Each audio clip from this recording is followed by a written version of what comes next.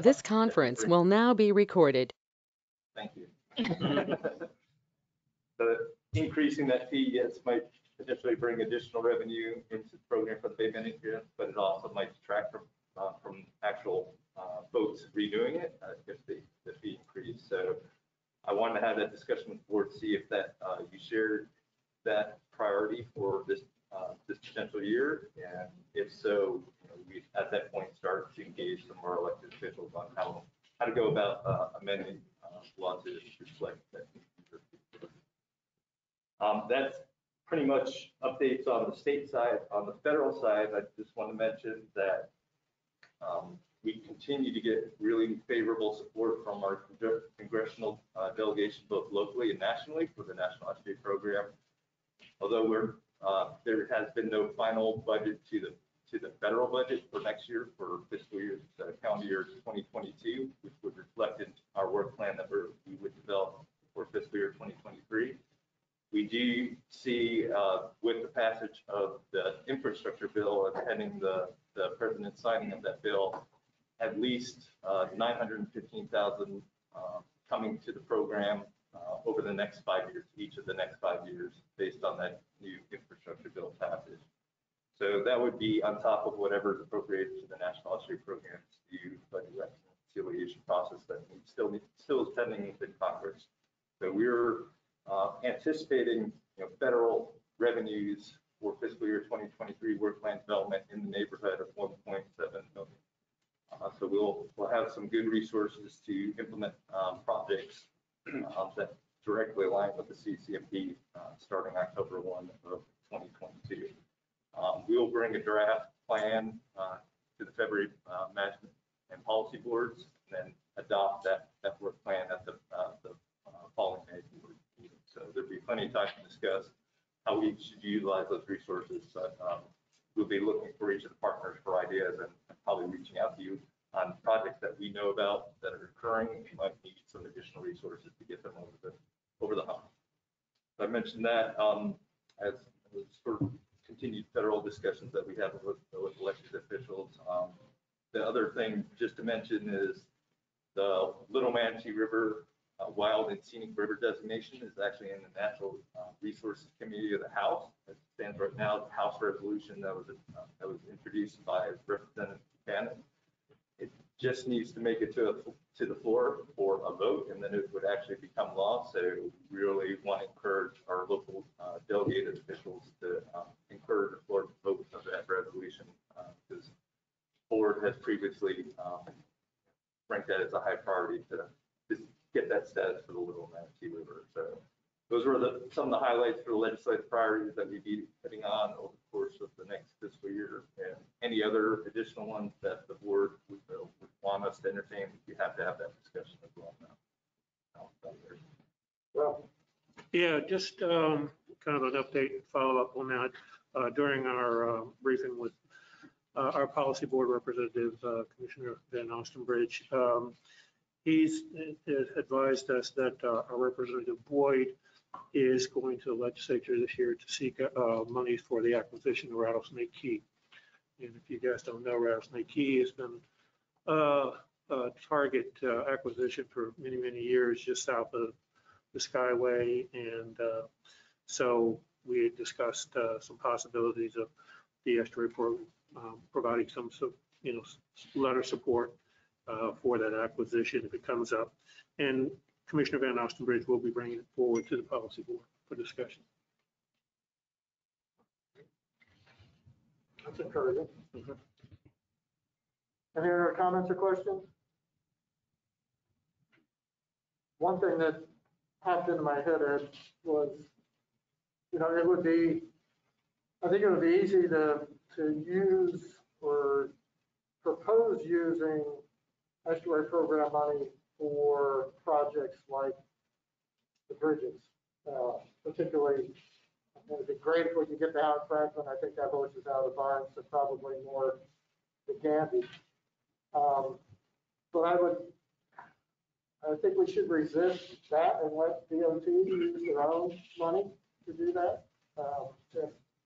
Obviously that's part of a bigger discussion, and that doesn't happen today. But it just seems like we might get steered towards, well, hey, we go to the estuary program, a bunch of money, they can fix this problem.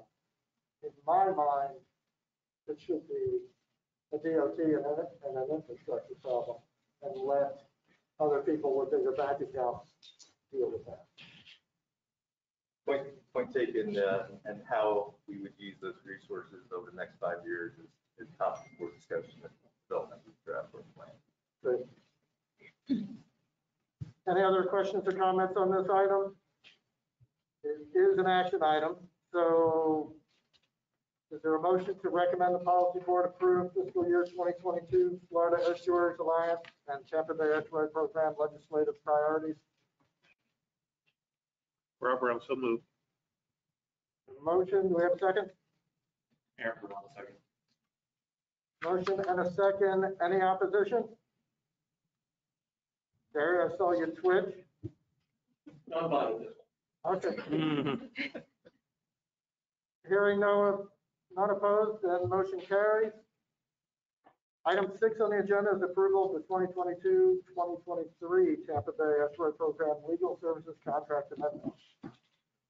Yeah, agenda item starts on page 13, and it's basically follow-up from a May 2019 board decision to extend the contract to Don Kahn, who provides legal services to the Tampa Bay Estuary Program. That contract is set to expire at the end of this year, the calendar year, December 31st. With the board approval back in May 2019, the board also considered 3 annual renewal extensions past that initial contract term. So what we're bringing to the board for consideration is the extension of that original agreement. Don has been gracious to only change the end date of the original term with no other changes to the terms of the conditions from that original agreement. So what we're proposing to do is just extend that agreement into December of next year, and we bring this back to the board subsequently next November as well. And Questions, comments? If I could, just a point of clarification. The, what's before you is an extension until December 31 of 2023. So it's a 2-year extension. Got it. Thank you. Any questions or comments for Ed and or Don? Hearing none, is there a motion to recommend the policy board approve the new Tampa Bay Estuary Program Legal Services Agreement Amendment with Kahn and Buenaventura, PA, for the period January 1, 2022 through December 31, 2023? Dave Luxberg, so moved. Thank you, Dave. There's a motion. Is there a second? Rob Brown, second. Rob Brown, second. We have a motion and a second. Is there any opposition? Thank you, Gary. Hearing none. And seeing none. Motion carries. We're at item 7, approval of the contract for restoration coordination and technical support service. this item starts on page 14 of you guys' packets, and this again was a discussion we had at the last August board meeting. I mentioned during my executive director report that we were in need of services to support habitat restoration, design, and permitting. We don't currently have that skill on staff or with our current technical support contract. So I proposed either going out for a full RFP or potentially piggybacking off agreements from our partners at that last meeting. I've heard positive response about potentially piggybacking off an agreements from our existing partners. So in the interim period between the last meeting in August until this one, we reached out to several partners and received contracts with services that were similar to what we needed in terms of that habitat restoration, design, and permitting technical support services. We received, I believe, a number of, I think 8 from Pinellas County, a number from the port, as well as Sarasota Bay Estuary Program. Am I missing? Well, In the city of Tampa. City of Tampa as well. So what we did was look at the contract term for those existing contracts that the partners had, and then also looked at the cost comparisons of specific job categories that we knew we would need in terms of developing those designs, as well as permitting help under the anticipated services that we would need for the estuary program as a first line and threshold. The second threshold was looking at past performance of projects that were similar in nature of what we were anticipating. And what we ended up on was a recommendation to piggyback off Pinellas County agreement with Wood Environmental and Infrastructure Solutions for a cost not to exceed $100,000 using the terms and conditions specified in that contract, as well as a scope of work that we developed that aligned with the original Pinellas County agreement. So that is our recommendation to the board, was to piggyback off that existing agreement with Pinellas County for those services. And what we're anticipating using those services for were projects specifically in the Old Tampa Bay watershed. We've been working with some partners outside of both the management and policy board partners. We've been working with Tampa Sports Authority and the Rocky Creek Golf Course to potentially develop some conceptual designs for that property and the property associated with that golf course that's owned by the Tampa International Airport. So that's probably one of the first projects we attempt to pursue and hopefully kickstart and catalyze restoration design concepts using this contracted service provider. So with that, I'll be happy to entertain any questions that you might have on that recommended action. Any questions for Ed? I did have one. What was the, what's the duration of that? I believe it's 2 years. That one we just, I don't know which one you used, Ed, we got a Yeah, little. talking about the- It's a 5-year agreement? Yeah, I think we just actually just put that out to bid this year, so it should be a 5-year Yeah, we're contract. just following all those regulations. Yeah, I just didn't know if it was in mid-cycle. We would be doing this again next year or what? All right, I didn't hear any comments. So last call, comments, questions on item 7. I have a question, Aaron Brown. And what's the goal? How far do you think you can stretch that $100,000 for projects? Starting with Rocky Point, I imagine that's a decent undertaking. Yeah, so what we anticipate is basically, as I mentioned, being a catalyst to start the conversation for projects of this nature. We recognize that 100,000 is not going to go far, so we're probably going to need to seek additional grant funds to actually implement or go to full design for the projects being considered. So again, it's just trying to provide some catalyst funds to get the discussions going on beneficial projects that would improve water quality conditions in the whole thing. Gotcha. British Brennan Engineering, City of Chief. Just for clarity, is this the piggyback of project specific contract or is it? No, it's a general engineering contract. Yeah. So the fact the actually ordered the feedback utilized the general or for this one project? Oh, I don't know about that. It can be used for any, it's not a specific contract. It's just, we put these out all the time. Yeah, but to the question of 100, so the question to 100,000, if you plan on utilizing any other project, you plan on coming back, you will have to come back. It's going to be a fairly frequent comeback.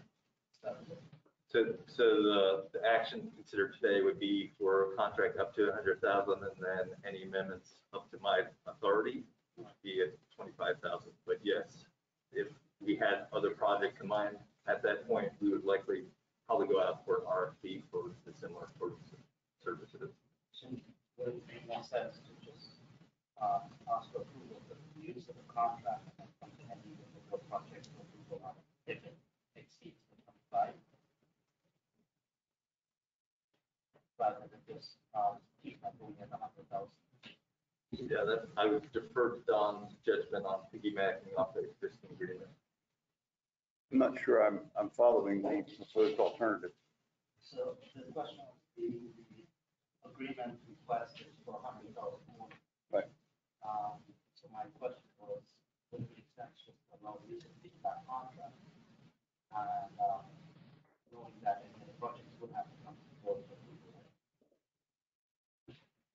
I think it's more efficient for the program to identify the project and as they're doing, and ask for approval for that particular project for that particular dollar amount. And if they have to come back subsequently, I think that is clearer and it's more specific for the program, rather than just today saying you can use the piggyback contract, for whatever you want to do, but you're going to have to come back anyway to get approval. I understand the general services of support. Yeah, those are the resources we have available right now to support this work. That's why we're targeting that initial value. Okay. Gary, Just to make sure, in this project, it's not included with the entire report we're discussing, that's additional funding. any other comments? Hearing none, the recommended action is a motion to recommend the policy board approve the execution of a contract with Wood Environment and Infrastructure Solutions Incorporated for environmental and engineering support for an amount not to exceed $100,000.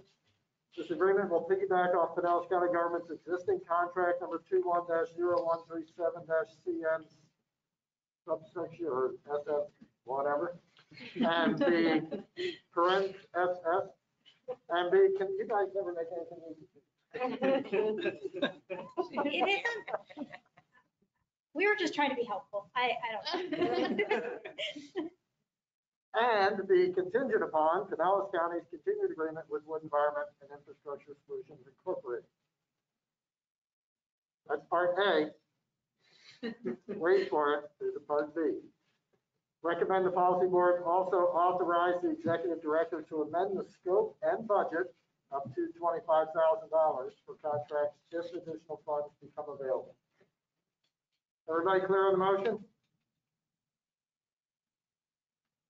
Any opposition to the motion? Hearing none, motion passes.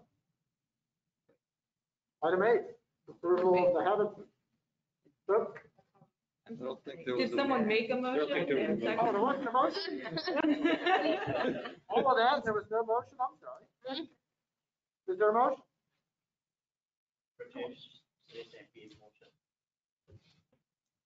Come on, you guys. Rob Brown, You got to do it. All right, so a motion by Rajesh, second by Rob Brown. Can you tell it's like a holiday weekend? Say after a holiday. Yeah, that's right. There's a motion and a second. Is there any further discussion? Any opposition?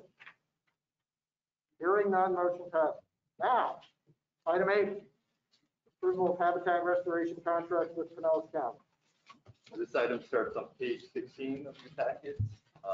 This is actually a project that we're looking to support through funding we received through the city of Largo and Sun Coast Waterkeeper settlement agreement. We received $100,000 for the city of Largo for a beneficial project to support water quality habitat restoration improvement in the Old Tampa Bay segment. What we're proposing to do is utilize those funds to enhance the Roosevelt Basin Channel 5 weir removal project that Pinellas County is pursuing at this point. They're going to be starting with the weir removal next year. And what we're proposing to use that $100,000 for is to enhance the habitat restoration associated with that weir removal as well as along the channel itself.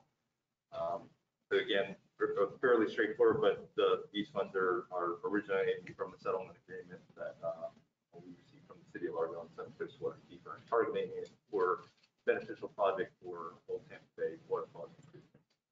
I'd be happy to entertain any questions on that project. This is one that we've been working with Pinellas County as well as the Water Management District on going back to 2011. So we're looking forward to seeing it actually implemented and pursuing it fully. So we want to fully support it because it aligns well with our Pine Creek habitat restoration goals that have been identified in the 2020 Habitat Master Plan update as well. Any questions on that? Viviana Bendixen, SFMUD. Is there any ongoing projects in this area that would overlap with this work?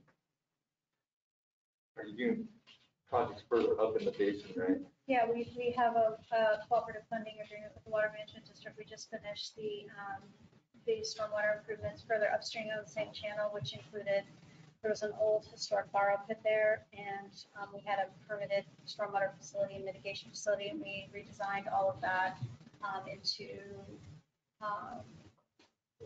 basically reconstructing the borrow pit to provide more water quality treatment. We added snags and some habitat.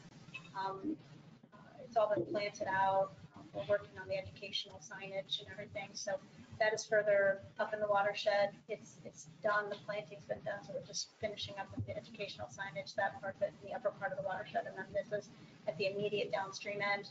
We finished before we could remove the structure and start that part of the restoration, we had to remove all of the organic material that had accumulated in the channel so that it wouldn't flush out into the bay. And that work is done. So, yeah, a lot of work. Yeah. There's associated with the mangrove fringe further east of the project area, we've also pursued ditch improvements in the mangrove ditches. That area better south to that street.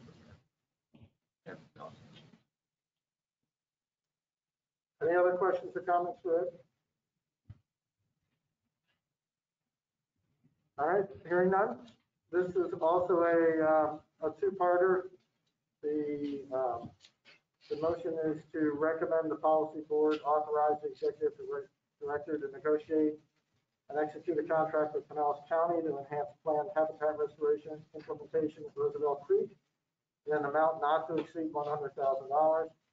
And part B, to recommend policy board authorize the executive director to amend scope and budget up to $25,000 for contracts if additional funds become available. Is there a motion? So moved, Aaron Brown. Second, Dave Luxford. Got a motion and a second. Before you go any further, Stacy and I need to abstain.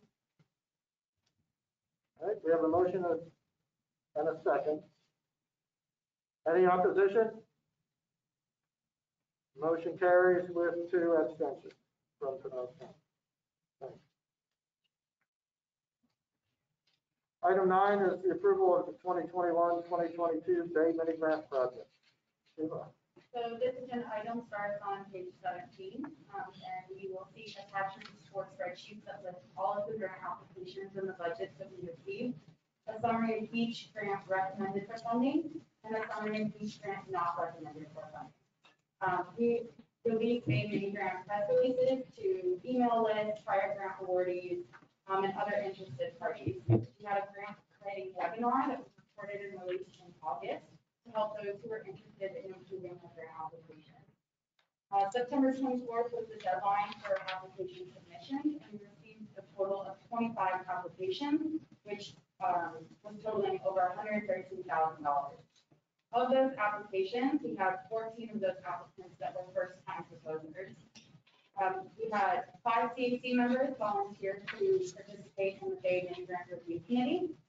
Each grant was randomly assigned to 3 judges for their review. The judges then scored the application based on the strength of the proposal, the ability of the applicant to complete the project, cost justification, improvements to Tampa Bay, and community support. Priority this year was given to cost-effective projects that help to expand the use of green infrastructure in the Tampa Bay watershed. The judges had about 2 weeks to review each of their assigned applications, and they discussed their findings during the review meeting that was held virtually on October 12th. Ed, the executive director, finalized those recommended project lists for board consideration, taking into account restoration and education priorities identified in the Bay Mini Grant application and findings from the judging committee. So in total, we have 21 projects recommended for full or partial funding for a total funding request of $93,572.28. And at this time, I will entertain the question.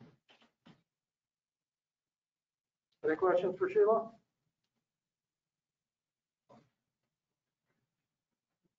Oh, it's a quiet day. Okay. Also an action item.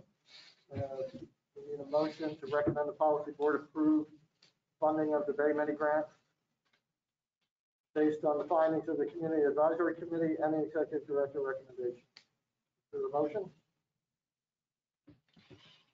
Anyone at all? Rob Brown, so moved. You only got to get a few more shots. That's right. Got a motion, is there a second? Aaron Brown, second. There's a motion and a second. Any opposed?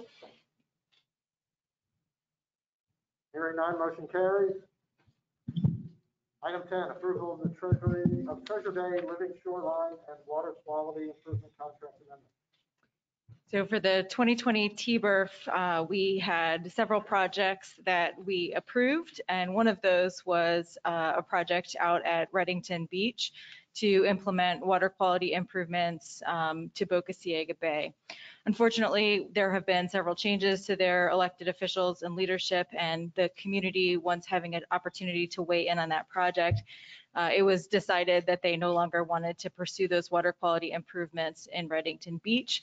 And so the town requested that we cancel that project.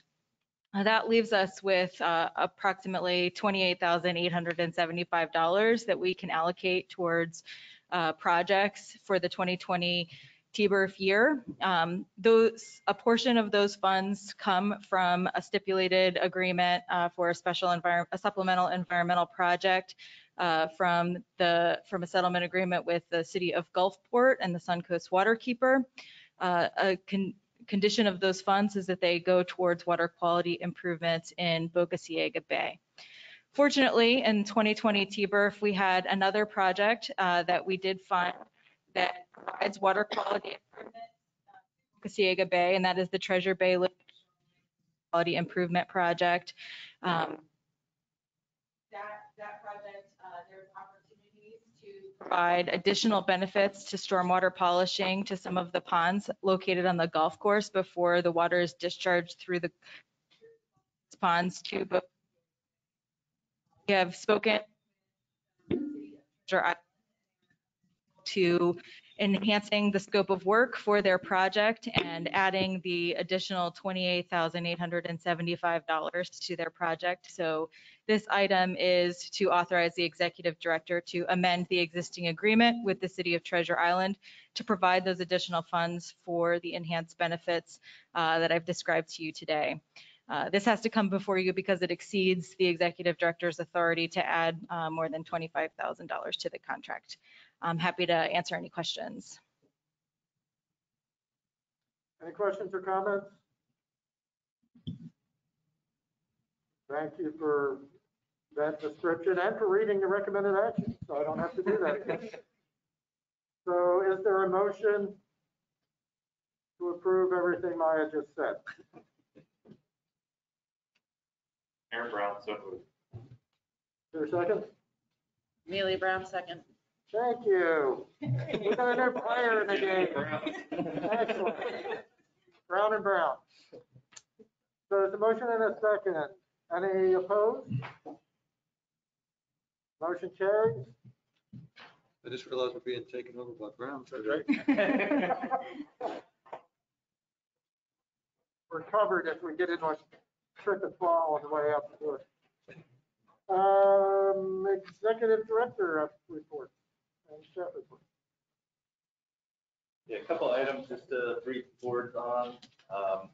In lieu of Ron's retirement, we're in need of an interim director, and in my absence, either planned or unplanned. This is a formality that we typically do. So in the executive director report is a link to the memo, which will designate Maya Burke as the interim director in my absence in the future. So just wanted to bring that to the board's attention. The second item to bring to the board's attention is that we received 2 grants to support activities and implementation of the CCMP over the next year.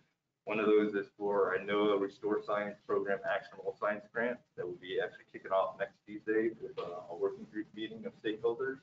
And this will further, hopefully, some of the management actions we've been contemplating in the Old Tampa Bay segment involved with hydrologic restoration and shellfish restoration in that bay segment, really identifying for the barriers to implementation of those 2 specific management actions that would hopefully reduce the propensity for higher denning blooms in the future in that bay segment.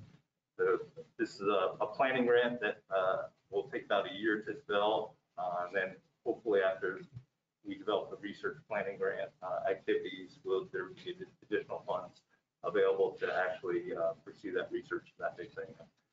Second grant is an NSF Convergence Accelerator grant that Maya is involved with the University of South Florida, as well as researchers from Iowa and the US Virgin Islands. And be linking basically the coastal economy to inland communities. That link between the blue-green economy is sort of their project concept. Again, this is a fairly accelerated grant that should be participating on and hopefully lead to additional resources to actually implement some of the actions identified in this planning grant. So just some good news to bring to the boards for additional external funds coming into the program to support our activities. And the last thing I wanted to mention is that we've been contemplating a switch of our banking relationship. And I want to bring this to the board's attention for their conversation. We currently bank with Truist Bank in downtown St. Pete, which is formerly SunTrust. And this is basically our bank since the inception of the program. We currently earn about $500 or so per year in interest. We carry about a $2 million or so monthly average balance in our 3 checking accounts with that corporation. But we also, we're contemplating using our funding and leverage our funding for institutions that have environmental or other sort of initiatives, financing instruments available to them to support clean energy development, solar energy development in the region. So we've been looking around for a banking institution that not only has that as sort of their corporate ethos, but also qualify as a public depository with the state that is critical for us to hold any of our funds as a government organization. And there really hasn't been any in the state up until this past year. First Climate Bank is a new bank that's starting up in St. Pete that is seeking their certified B corporation status for all the things I mentioned in terms of clean energy financing and solar energy financing, supporting that to their banking infrastructure ethos. We thought that aligned well with the Tampa Bay Estuary Program's mission and goals, particularly how we could implement the CCMP in novel ways to having a banking relationship that also shares some of our core philosophies. So if the boards are amenable to the concept, what I would plan to do is bring this back as an action item at the February board meeting. And in the interim, making sure that we're communicating with our accounting service provider on this potential change and making sure that we're checking all the boxes, and that First Climate Bank is checking all the boxes in terms of becoming a qualified public depository of the state and actively seeking that certified B corporation status. So I'm throwing that out there for conversation primarily, and if I do not hear any sort of negative feedback on it, my plan would be to bring this back to the board as an action item in February. I'll stop there and entertain any conversation around it, or if you had any questions about that. They did offer us cost comparison of accounts that they would offer, 3 similar accounts under their institution, and the comparisons they provided would actually earn us about $6,000 in interest per year based on the accounts that we currently hold. So we'd actually earn some additional revenue from banking with this institution as well.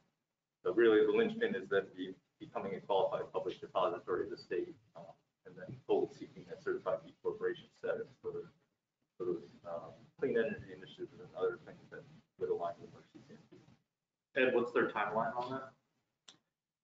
It was eminent as far as I know, but they're still not listed on the state with site that lists all communities of the state. But it's supposed to be coming any day. So likely no major changes in what they're offering between now and when that occurs.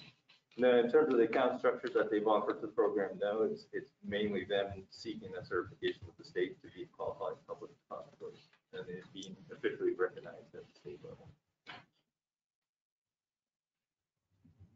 Any other questions? Okay. Not hearing any discussion? Anything? I'm assuming you're FDIC. Yeah. The only other thing I wanted to mention was that, as you all have known, you saw the notice that we did postpone Basis 7 A&F conference. We're currently amending the contract with the Hilton, but the due dates for Basis 7 are planned for February 28th through March 4th of next year. And I'm really hoping that we pull off an in-person meeting at that time. So everyone keep their fingers crossed and keep an eye on any of the COVID-19 surges that might be coming. But we'll keep you posted on that as we develop the final planning stages for that conference. But as it stands right now, March 28th, please mark your calendar. So, sorry, February 28th to March 4th is when we're holding base. Any other staff reports? Did you, Sheila, you want to give an update on Give It Aid? Sure. Well, the 2021-2022 Give It Aid season is upon us. So we have 3 upcoming Give It Aids, one in November, November 20th with Robinson Preserve with Daniel County. And that's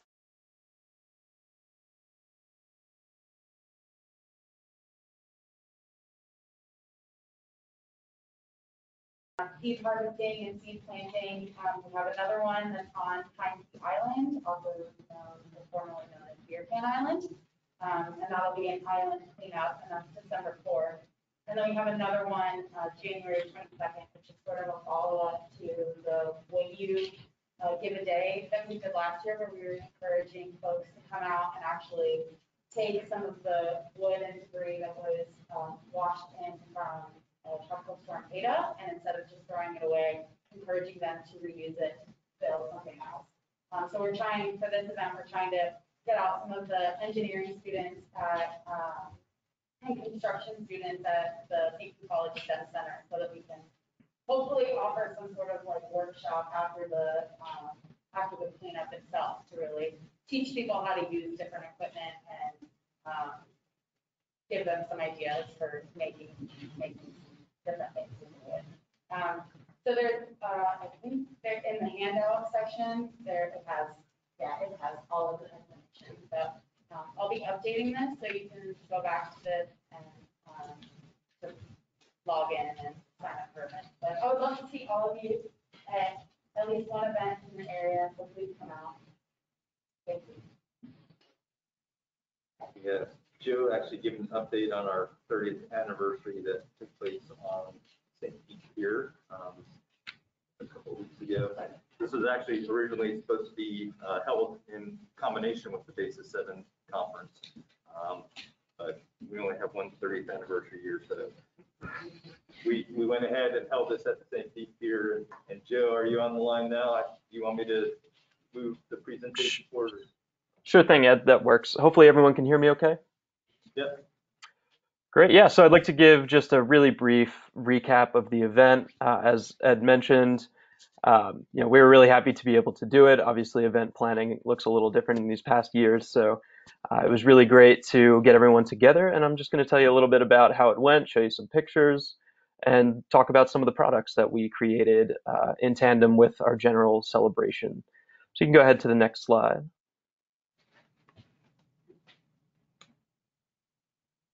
So the event was held on October 21st. Tampa Bay Watch Discovery Center was the location. Really grateful for them for allowing us to have our event there. It was obviously a beautiful location for an event like this. We had around 98 RSVPs, and these people included friends, families, partners, board and committee members, as well as the staff. We also had some family of the donors that we have, so it was really great to get all of those people together in one place. And Ed, you can go ahead to the next slide. The event was really made even better by the guest speakers that we had, including the opening remarks by Commissioner Charlie Justice. We also had Dr. Kate Hubbard, Javon McNeil, and Dr. Ronald Porter, who all gave, in my opinion, extremely inspiring messages as the sun was setting over downtown St. Pete. So we're really thankful to them for being there and adding to the atmosphere with their words.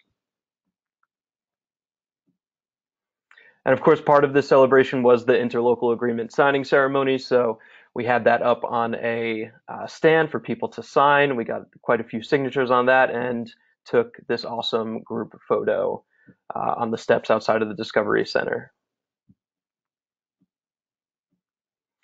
So other than the event, we did have some other ways we've been celebrating, things that could last for a little bit longer than just a single day event. So I'm going to talk a little bit about those real quick. Ed, you can go to the next slide. Probably the largest one of these is the photo journal that I hope all of you have access to today. This photo journal was a really exciting, fun project I worked on with a photographer by the name of Yvonne Gougelet. And she was not the only photographer involved. It was a lot of TBAP's photos, but also in total 19 other photographers that helped us put together and source these photos from a shot list that included 42 different locations within the Tampa Bay watershed, totaling 73 photos throughout the entire journal. You can see there's a list of all of the photographers that were featured, and throughout the photo journal itself, we had some testimonials by Ed Sherwood, Dave Tomasco, Erica Moulton, and Miles Featherstone Risch from Kids Saving Ocean.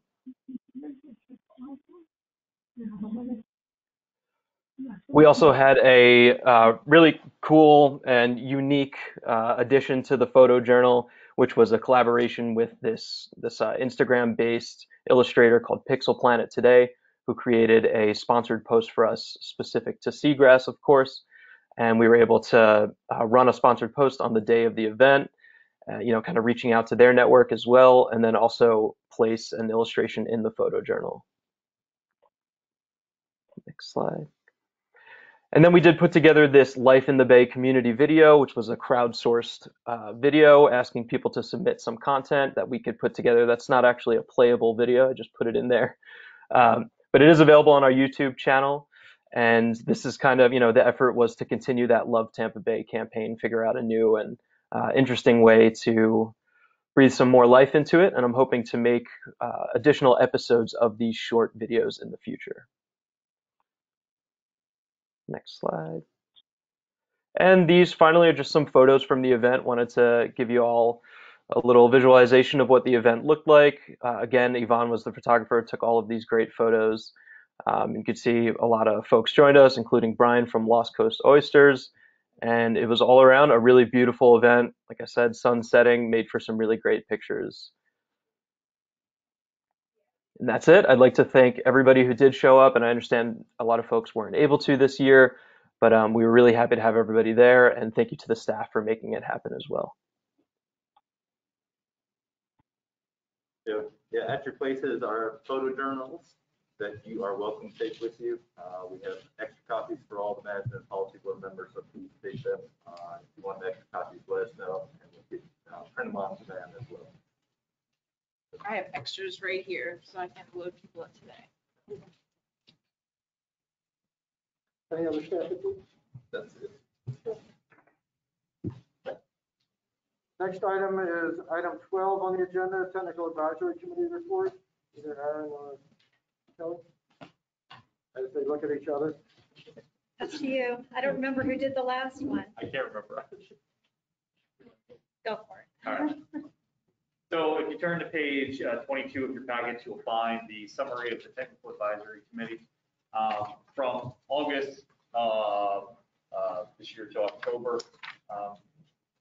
Maya, thank you for this new format. It is very handy. As always, we can see, staff has been very busy.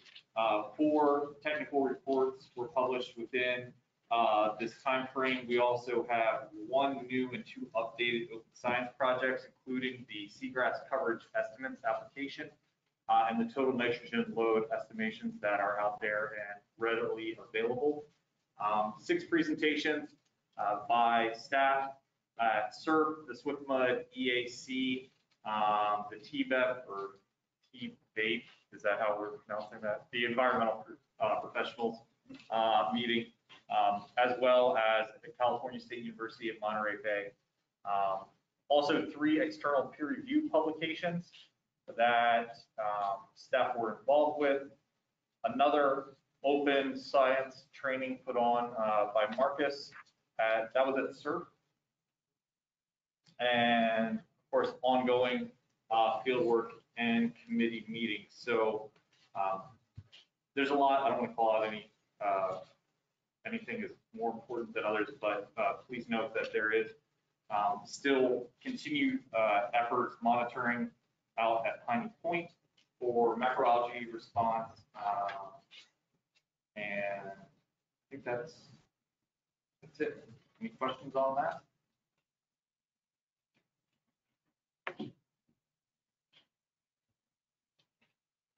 I don't hear any. Good job.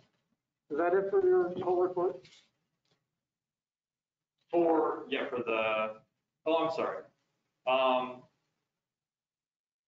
Yeah, pretty much. If we extend down, you can see some of the reach index included down on page on 25. So that's, yeah. I think Jan is online. They don't know Okay. Jan. Okay. Thanks, Aaron. Next up is the CAC. Hi, good morning. This is Jan Allen. I say that I spent the last couple of days camping out of Fort DeSoto, and it just drives home how important everything TBEP does. It was just so beautiful out there with all the wildlife, and the water was beautiful. This is great. The CAC didn't have a quarterly meeting this time, but we have still been somewhat busy.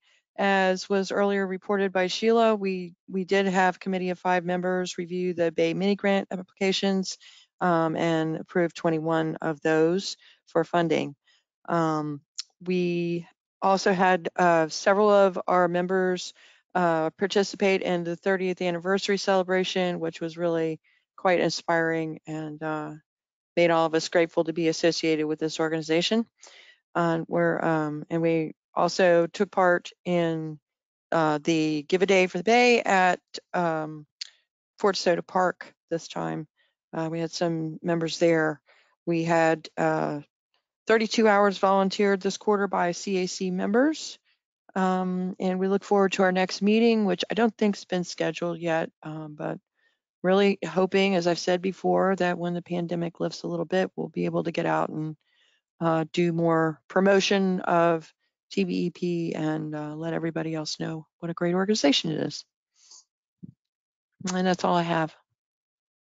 Great, thank you, Jan. Any comments or questions on the CAC?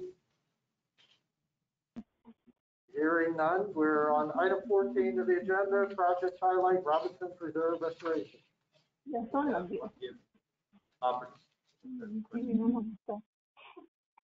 me han molestado todavía. Just wanted to give opportunity to Damon Moore to highlight all the great work that's been done at Robinson Preserve. It's been a multifaceted project that has tapped into a variety of funding sources to accomplish.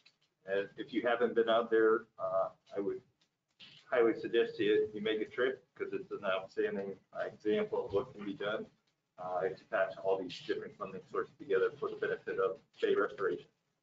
And if you don't know, Damon is actually going to be leaving the county shortly and going to the private side. We're hoping he's doing most of his work in the region still. That's the plan, but he is leaving the county shortly, so we want to give the opportunity and express our gratitude for everything he's done with the county. Good.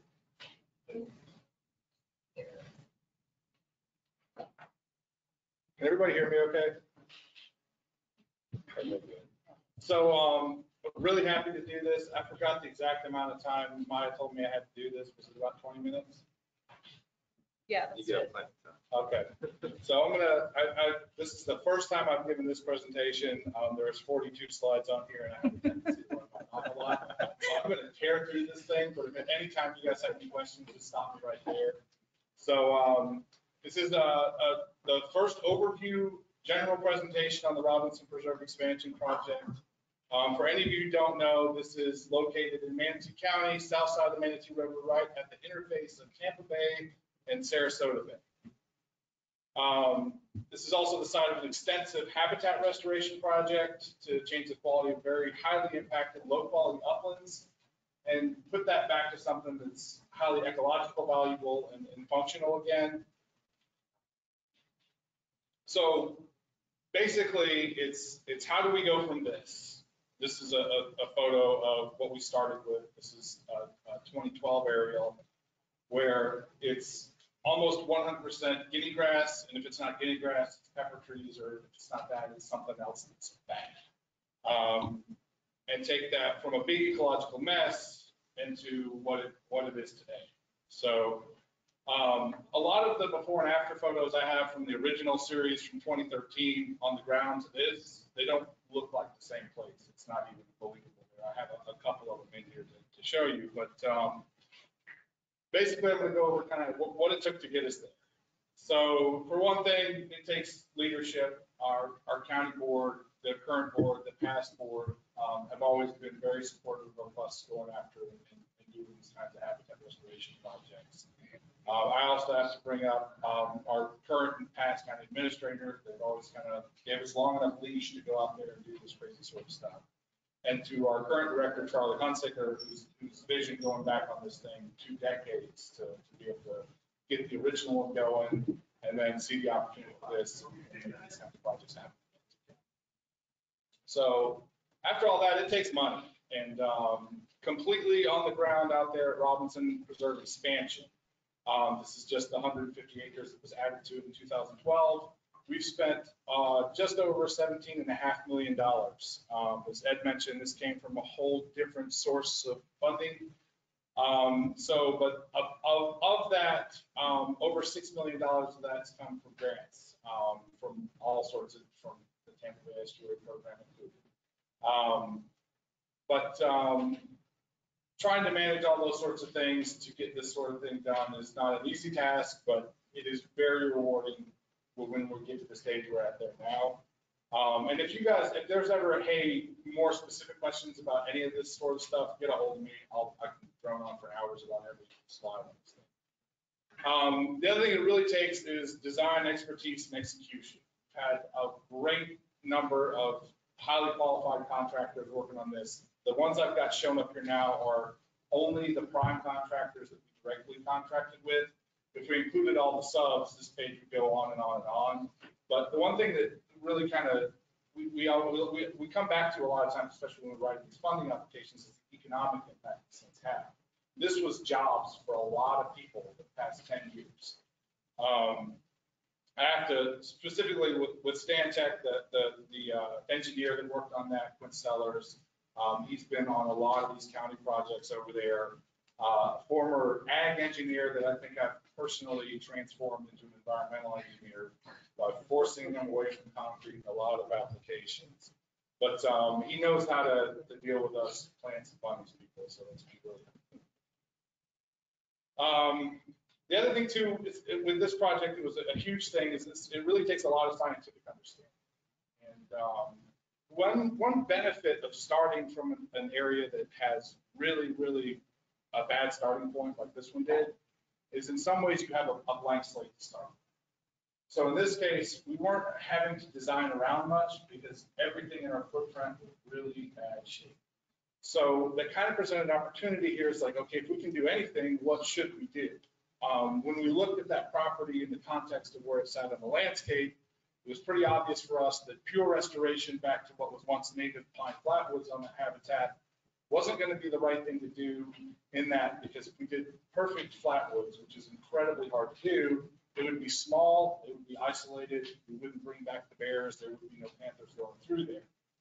But the supporting habitats, the bays, the mangrove systems that were there, we could strategically design this back to really increase the function of those areas, and that's where we went. So early on, before we started putting pen to paper or highlighter to paper in this case, we knew that fisheries aspect was going to be a part of this just because of location. I sent out a cold email to some of the people in this room got that email back in like 2012, I think it was, 2013. Hi, we're going to dig a big hole in this field. We want to make it good for fish. Send me all the fish people. Let's talk about this. So it wasn't a go out and set up a study. It was like, okay, you guys have dedicated to stuff. What do we do here? Which was really, like, I'm always, as a restoration practitioner, worked really hard to close that gap between practice and science, because we don't always talk. we really need to talk, because there's people that know so much about it, but don't necessarily how you can apply that on the ground. So we did a really good job on this project, I feel, of having those conversations with these people that know so much about the life cycles of these fish and be able to adapt that design, meet all the civil engineering requirements for drainage and everything else to do the best thing we could do on that property and get a lot of ecological function. So I'll go a little bit through the site history just to give you a little bit more context. So always I go back to the historical aerials and see what was there before. So even the earliest aerial that I can get on this site was 1940. And you can see this thing was already being farmed pretty heavily to the extent except for on the very northern end of it, that was still, that kind of had some salt terns blending into coastal flatwoods habitats. But you can see by 1973, they had tried to farm that. And if you look at these aerials a lot, you'll recognize this signature in these coastal settings. That was all Australian pine trees.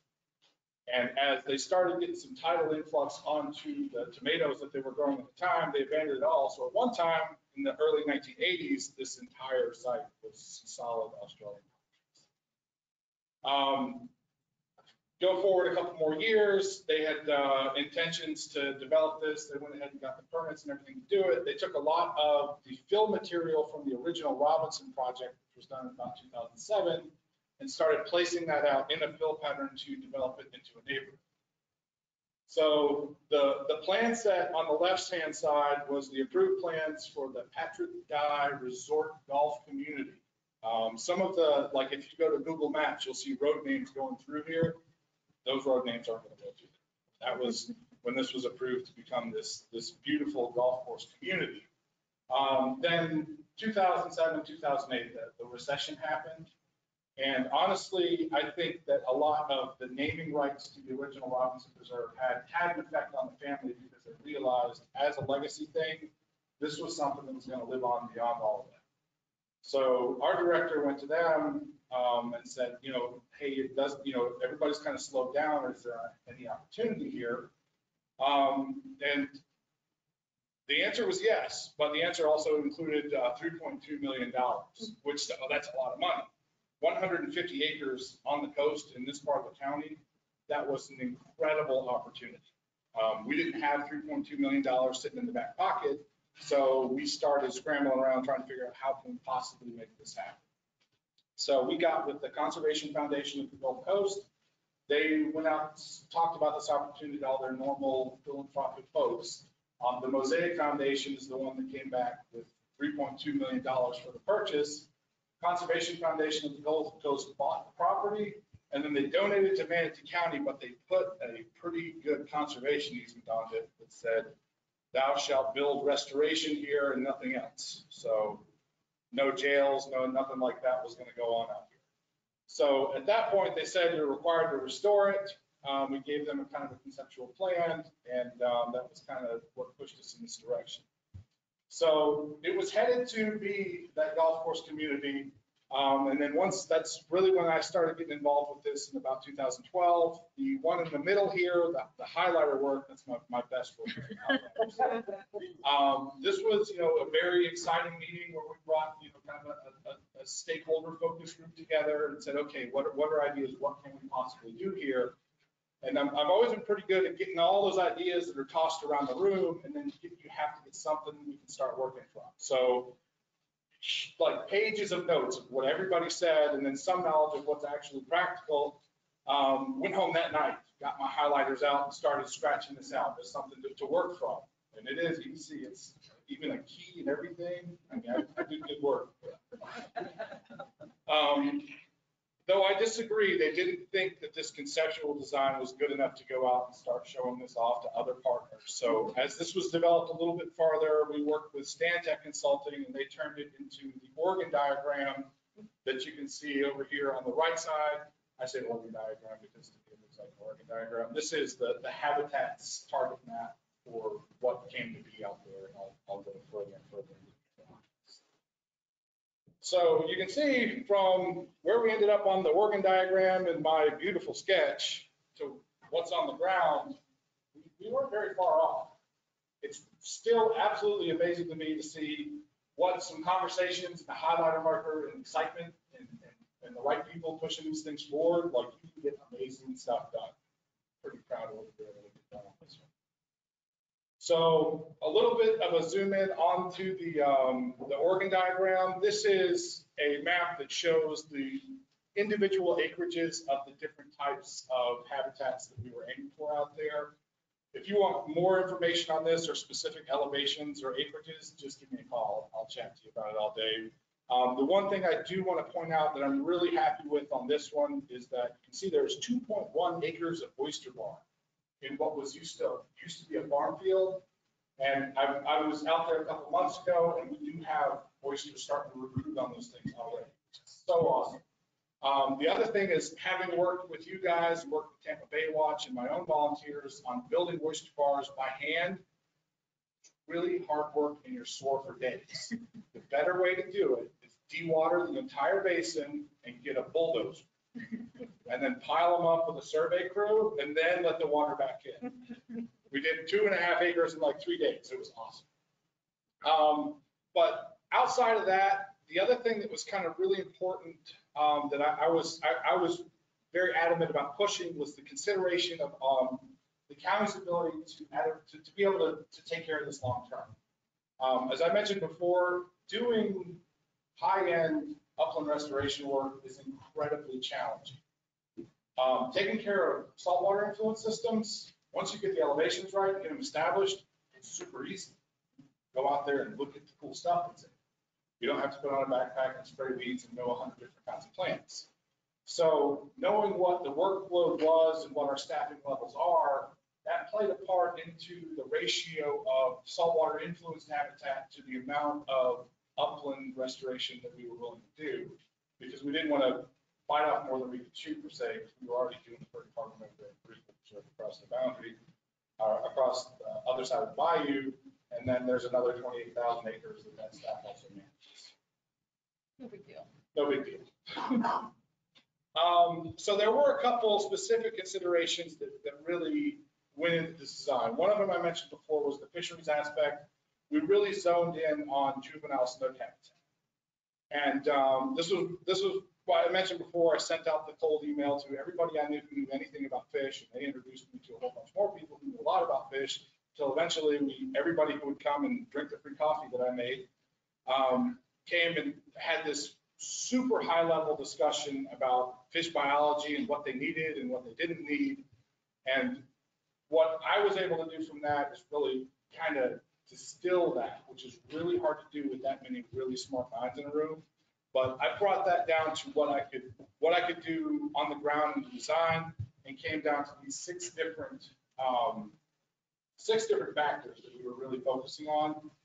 And I'll go through what we did on the ground for each of these things in the next slide. So the first one everybody brought up is you need to have, if you're going to provide juvenile fish habitat for snook, you need to have proximity to their spawning areas. So first thing we looked at, there's like the mouth of the Manatee River is a huge snook spawning area. So okay, good, we checked off the first box. That was pretty easy. The other thing they really need is after that first young of the year, first critical year of life, where they need to have that really protected habitat, is they need adjacent habitats that are more of those fringe habitats, mangrove edges and seagrass beds, where they live those first couple of years of life, going out and getting a little bit bigger before I'm going out there trying to catch them.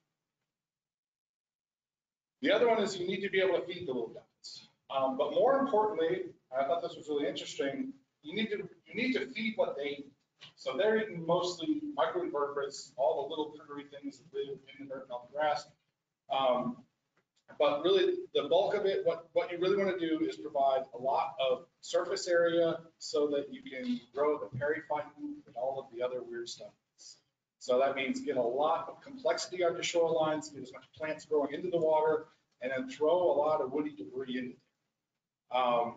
This is one of the more challenging things to do on a site like this, because you're starting from day one. You just cut this out of uplands, so you don't have much complexity. You have the exact slope the engineer told you to do. Which is on the roads, you go fix it right away. You don't want that kind of complexity. You want it to do exactly what the plan said.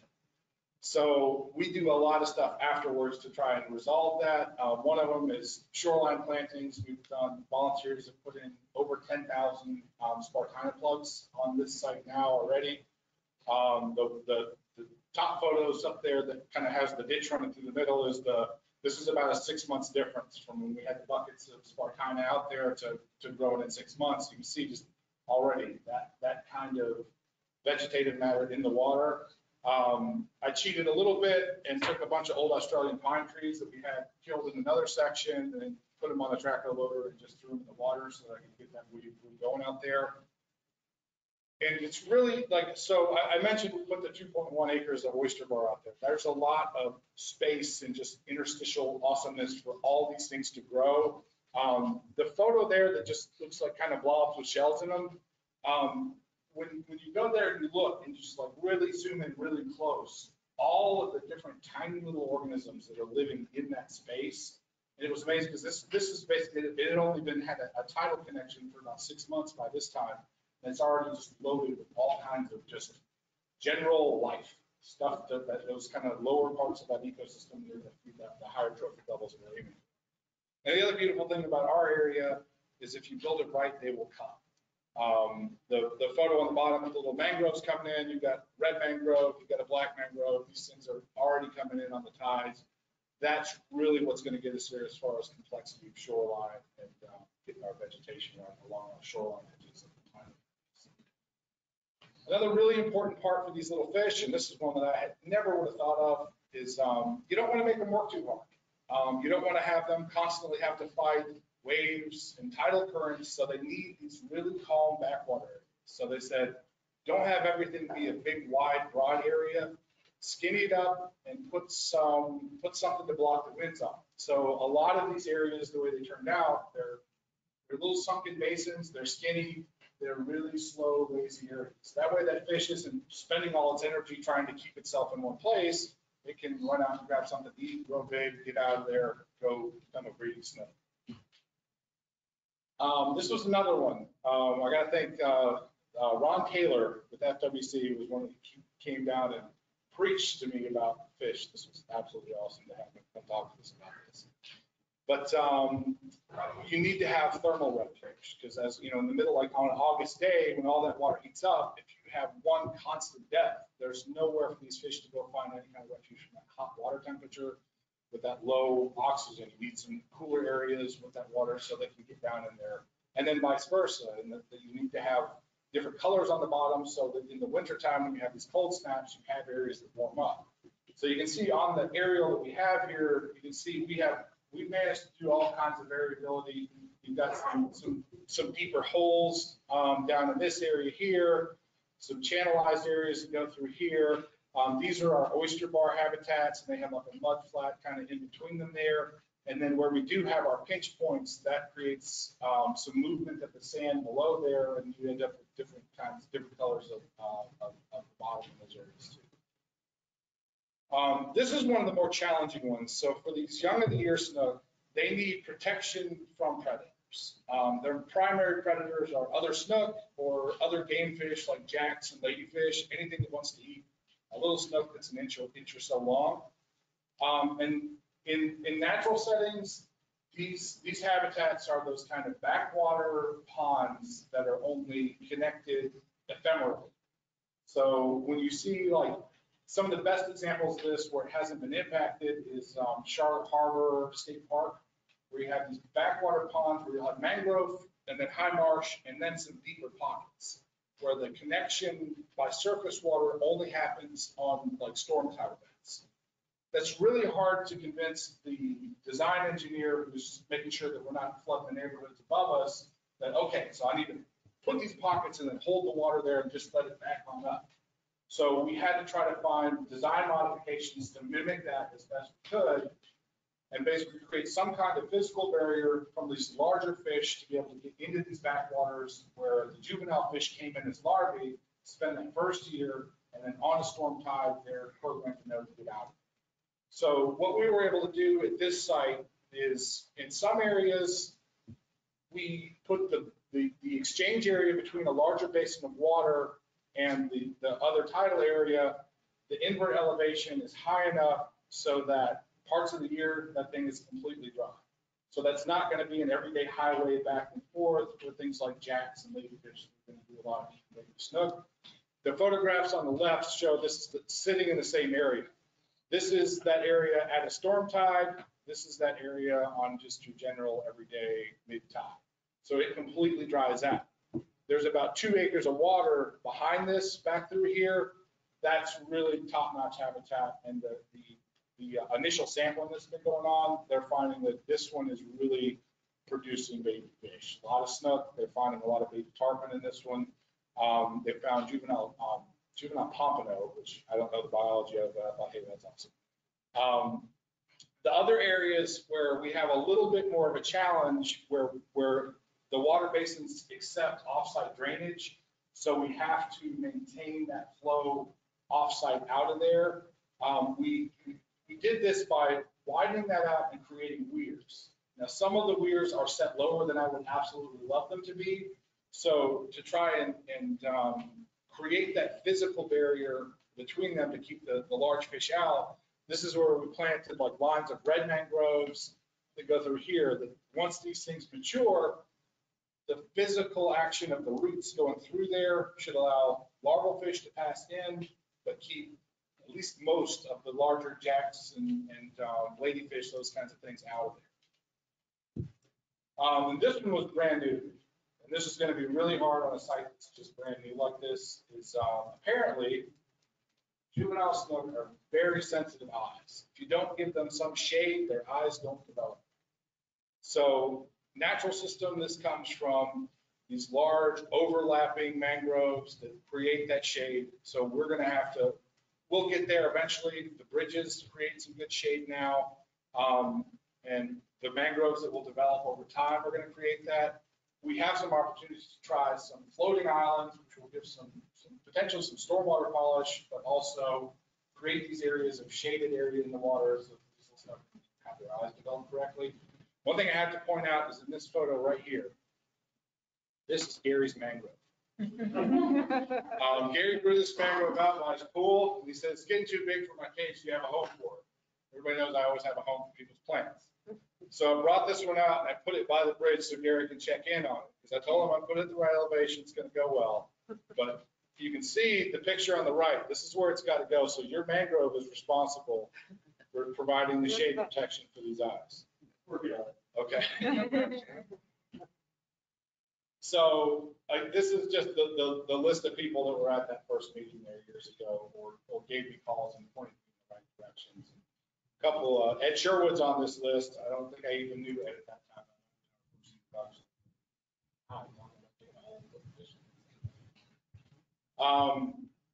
Another aspect that went into this, and this was the first project where we had considered this in our natural areas, is sea level rise. This is becoming more and more important, and was really happy that a lot of people saw the Robinson expansion project and the values it provided as green infrastructure and a good example to look at. So I've been able to present on this with the Tampa Bay Regional Planning Council Commission, one of those on the wall here, to kind of show that as an example, and got brought out to a couple other county governments and just kind of showed, hey, there's things you can do with these, which is going to become more and more important as we deal with sea level rise. And some low areas become uninsurable. It's likely those would be government buybacks, and then what do you do with them? This is a really good thing that really supports the local economy.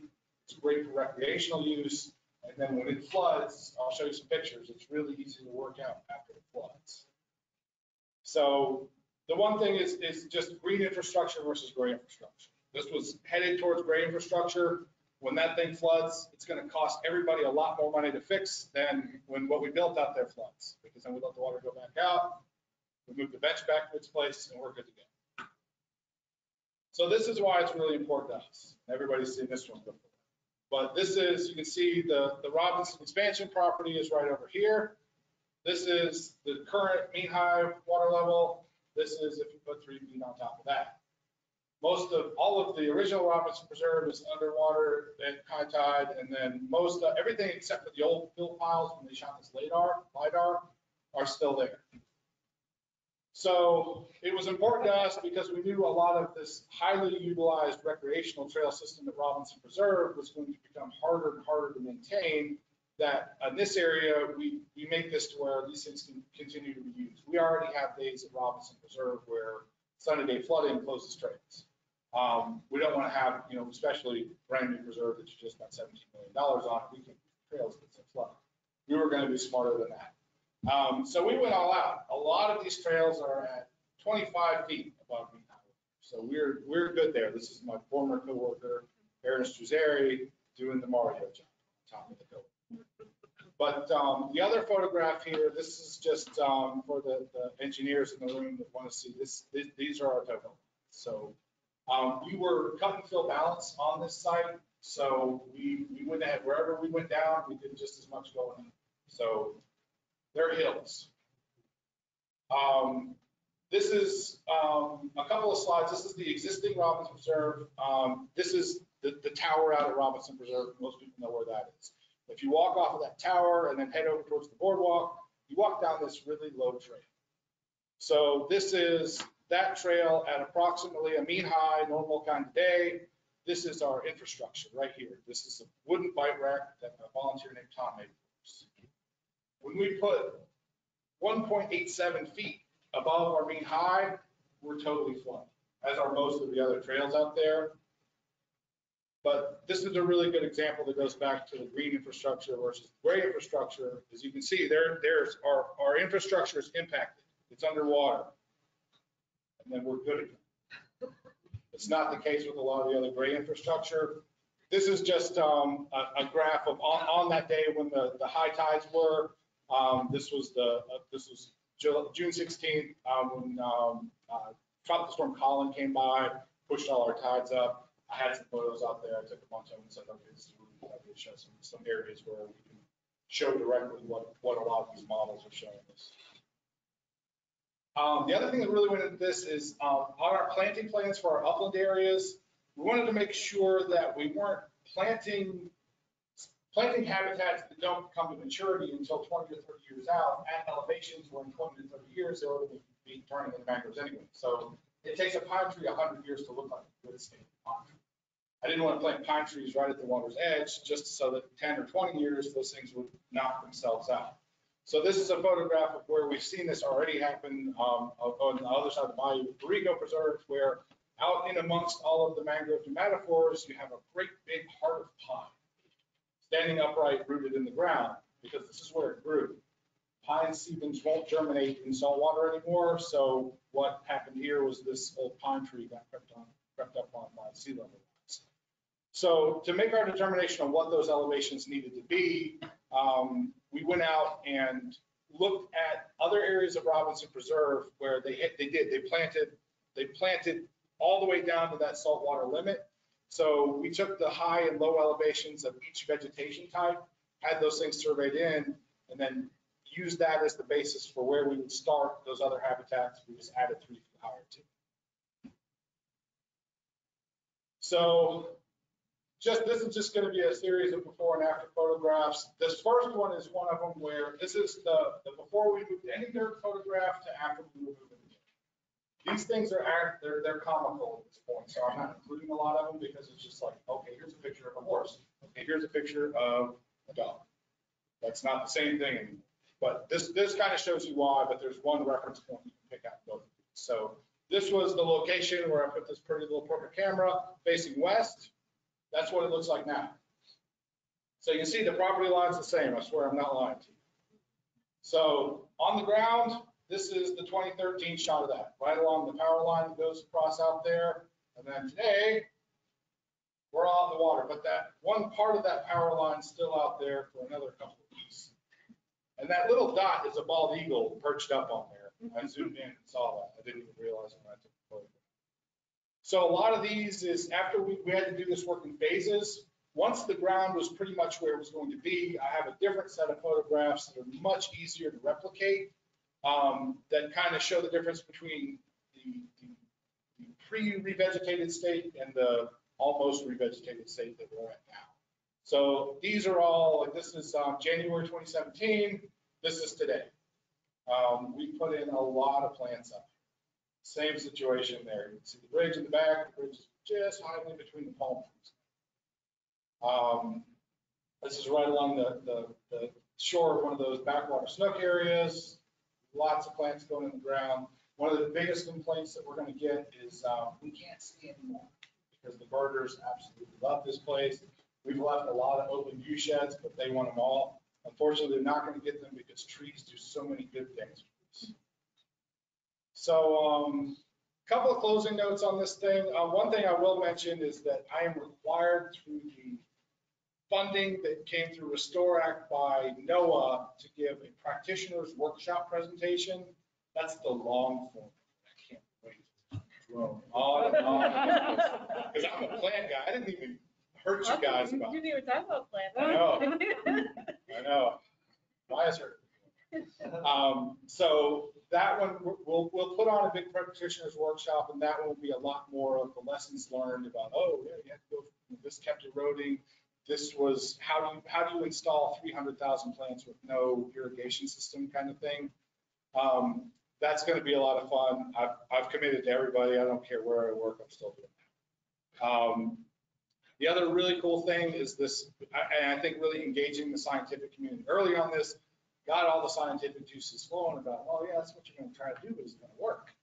So there's been $600,000 in funding different scientific studies out here. A lot of that is looking at fisheries use, and then how, the really cool thing about this one that I'm really excited about is they're going to do the pit arrays, and basically they're going to see, are the fish that we're growing in these backwaters able to get out and provide to breeding populations? Because every one of these projects I've ever worked on in the past, they're like, we scoop a baby snook out. Yes, we've saved the snook. We're awesome. We're great people. We don't know if it might be an ecological trap. They might all be going back down there, or we're just making a bunch of really happy great blue herons that feed primarily on baby snook. This one, we're going to be able to see to what extent these things are getting out. And then they're going to be able to tell what specific microhabitats within this they're going to be using. They're going to combine that with the hydrodynamic study to see where these fish go in relation to where water motion is highest or lowest or everything else. I'm really excited to see how those things are going to work. And then got a big plug to Chris Kaufman because she's just pushed for this for years and got funded a socioeconomic impact study to see how this is going to affect the property, like all the human use aspects of this thing. There's, like right now our estimate at Robinson Preserve is over 300,000 people per year. So it's a great, like, to me, this is like the gateway drug to nature for so many people. They come out, they see their first otter, they see a bunch of spoonbills. That really matters. That makes stakeholders out of this. And then the last thing I'll say is, this is my plug. I'm not going to hit you guys hard because you guys are already in this field, but I'll be giving this presentation a couple more times, is that the county, our natural resources department is going to continue to maintain this thing through this very different thing that I'm having to establish. That's where you're done planting. You can't just walk away because you disturb this habitat. You've got every weed ready to come in. A lot of that's left to our staff to work out. Every project we've done where we've had success on that, the volunteers have played a huge role in us being able to do it. At Parika Preserve, I built a group called the Whip Squad. That was what they were born for. They came out and they listened to me run my mouth about all those plants, and then we pulled weeds for 2 hours. We would stop problems when they were something you could solve with volunteers instead of waiting until it's, okay, this is a $5,000 contract. Saved us tons of money, made stakeholders out of all these people. This is going to be the thing I think I've missed most about working directly with Manatee County on these things, is my interaction with those volunteers. But I'm putting this guy, Sean Swartz, on it. So if this is something you want to do, email Sean. So, anybody got any questions? Silence. Aaron. David, thank you for the presentation and for all the work that's been done out there. For anyone that hasn't been out to Robinson and Parika, it is a poster child for multi-use restoration. It's absolutely phenomenal. Outside of this presentation, have you formalized anything as like a lessons learned manual? I know you contributed to the best management practices for the habitat restoration guides, whatever we called it, that came out this past year. But just for Robinson, have you put together anything like? Not yet. Chris Kaufman is going to force me to do this, and I want to. It's one of the. It's just important as any restoration practitioner is that you tell people what worked, what didn't work, and share those lessons learned. I think the last time around when I had done like Perico and Underelli Preserve, my submission to basis for that year was basically a big rant, very unscientific guy. Well, you need to do this, you got to plant more, you got to do less of that. I'm going to up the ante and do some more of that with a lot more pictures on this one. I mean, the best way to do that though is I'm absolutely going to write it, but to have the like walk around with other practitioners and go and point to stuff. I think you've been on some of the field trips out there before where we've done these trips with other practitioners there. And just it's crazy because like sites like this, once they get 4 or 5 years into it, there's been a problem everywhere that you've had to deal with. So every 10 feet, there's a problem, but there's also some story about some Boy Scout group that came out or something like that. One of the really cool things about Perico Preserve is I was out there earlier this week, and this teenage kid comes out there and says, "Hey," he was talking to his friend. He said, "Hey, we remember when our troop planted these things?" Like, well, Friday teenage kids probably wouldn't be planting things on their own at this point. And I just like stopped him, like, "What group were you?" "Oh yeah, we were Boy Scouts." I was like, "You guys did good work." So it's like that. Sorry, this is gonna get a little bit mushy. That's exactly why I got this. I'm kind of our own poster child for the power of these outreach events like this.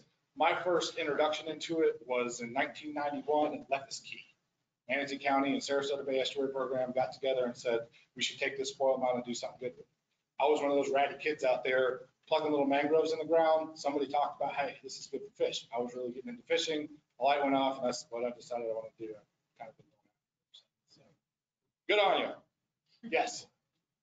So putting on my nerd hat, this is a restore fund project, right? Yes. And, in some ways. In some ways. So I know like the restore program in general is concerned about the goal that it was old. And a lot of times with restoration projects, there's tons of this happen in many different places. And the concern is how we sort of assess broader impact of these projects, sort of cumulative perspective for the multi-dimensional general. A critical piece of this information a lot of times is like the data before, after, ongoing monitoring. And you talked about how you're addressing some of those issues. I'm just curious, like, what's going to happen to the data? Where is it going? So that it's part of like, I'm giving it to Gary. Okay. Gary, I figured you. Question answered. Careful what you wish for, Mark. No, a lot like with the fisheries data and all those other things. So I'm not a scientist. I'm a practitioner. I dig as far into the science as I can dig to make myself really dangerous, and then I go. It's a challenge to some of the scientists I work with sometimes because they get really like, okay, now this data and this data and this data. I'm like, cool, get that data. I got to go over here and dig this hole. So I'm really big on doing everything I can do to make that stuff available for them and collect as much I can. But even like when I present my data back, it's very much targeted at the restoration practitioners that are going to be doing this thing. The really good thing about most of the funding that has come through this that funds the research, it's all about that open data source stuff that you guys are all about and pushing everything else. So they're on top of all those protocols.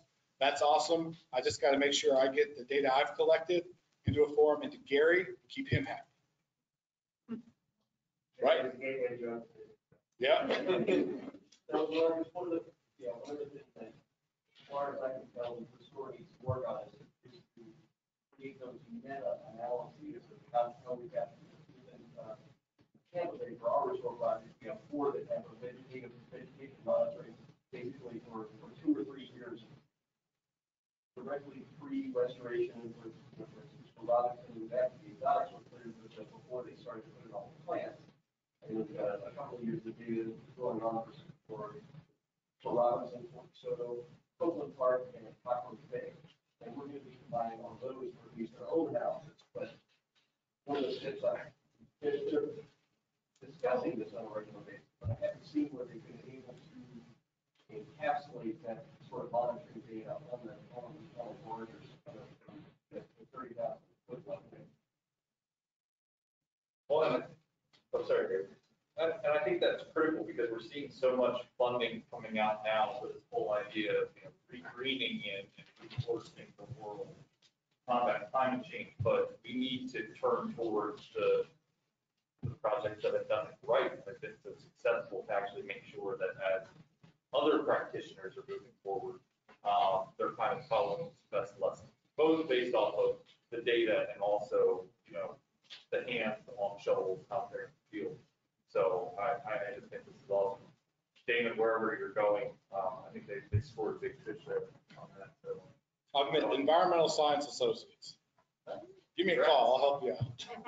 I'm a company man. Any other questions for Damon? Just want to say, you can tell he exudes enthusiasm for this type of work. He speaks for the trees, and very much indebted to him for his work in this region. So it takes a leader to see projects like this fully accomplished and implemented. So a lot of that is on your shoulders and the work that you've done to get it to this point. So thank you. I appreciate it. Yeah, it's clearly been a labor of love. That shows pretty obviously. And congratulations on a project we've all been hearing about for years. Come to the practitioners workshop. That's what I'm doing. I am going to take artistic license and reuse interstitial awesomeness as often as I can. I don't even know what comes out of my mouth. That was a good one. Thank you, Dan. Thank you. Item 15 on the agenda is Piney Point monitoring manuscript. Yeah, we wanted to give you a quick update of all the data collection efforts that went into the Piney Point response and where it's at in terms of synthesizing that information and getting it in a form that's close to publication. So Mark's going to give an update on that one.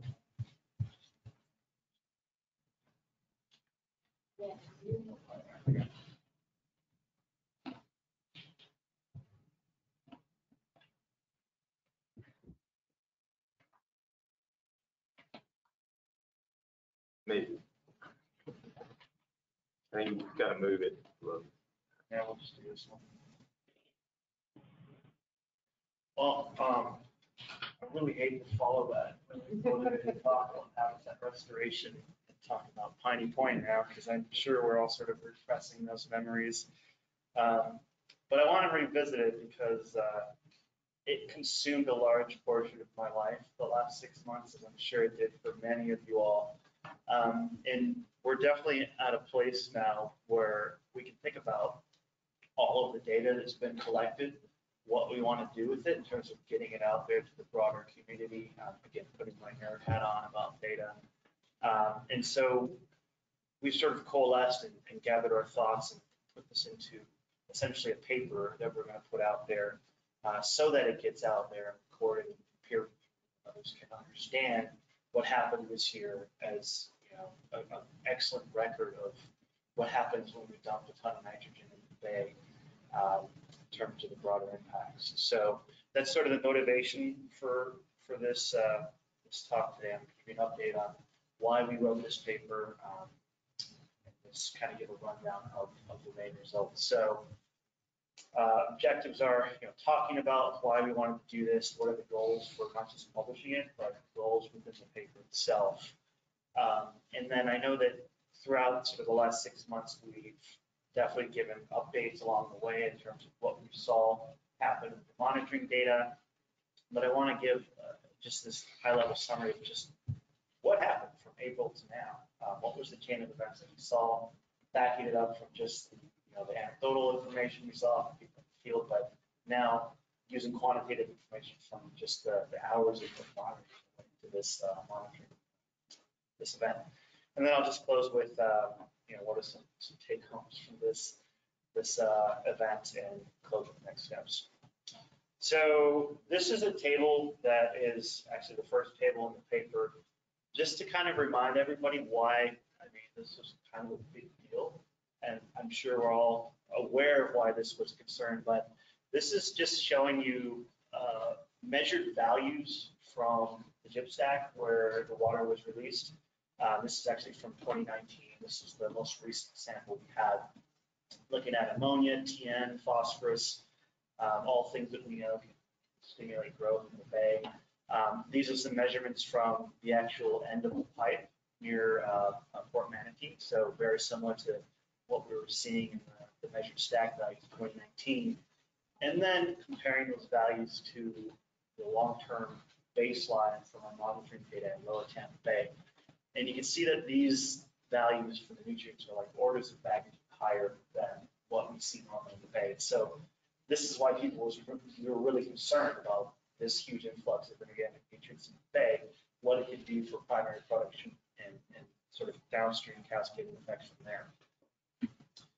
Also putting it into this broader perspective, looking at annual load estimates for Lower Tampa Bay.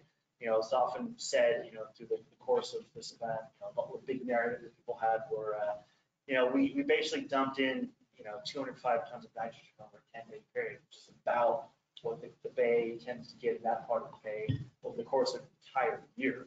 So this was a huge slug of nutrients. And so just, showing you here, this is the long-term average for Lower Tampa Bay, or long-term time series for Lower Tampa Bay. Looking at this recovery period from 2006 to 2020, the average annual load in that period is 181 tons per year. Again, contrasting that to the 205 tons of estimate that we got in a 10-day period for the discharge from Honey Point. So again, this is why this was a big concern for what it meant for the health of the bay. By the way, one of the updates for the TAC meeting was about this load estimate dashboard that we put together. You can now access that information here from this link in a way that I think previously wasn't really available to view those results, estimates from Jake.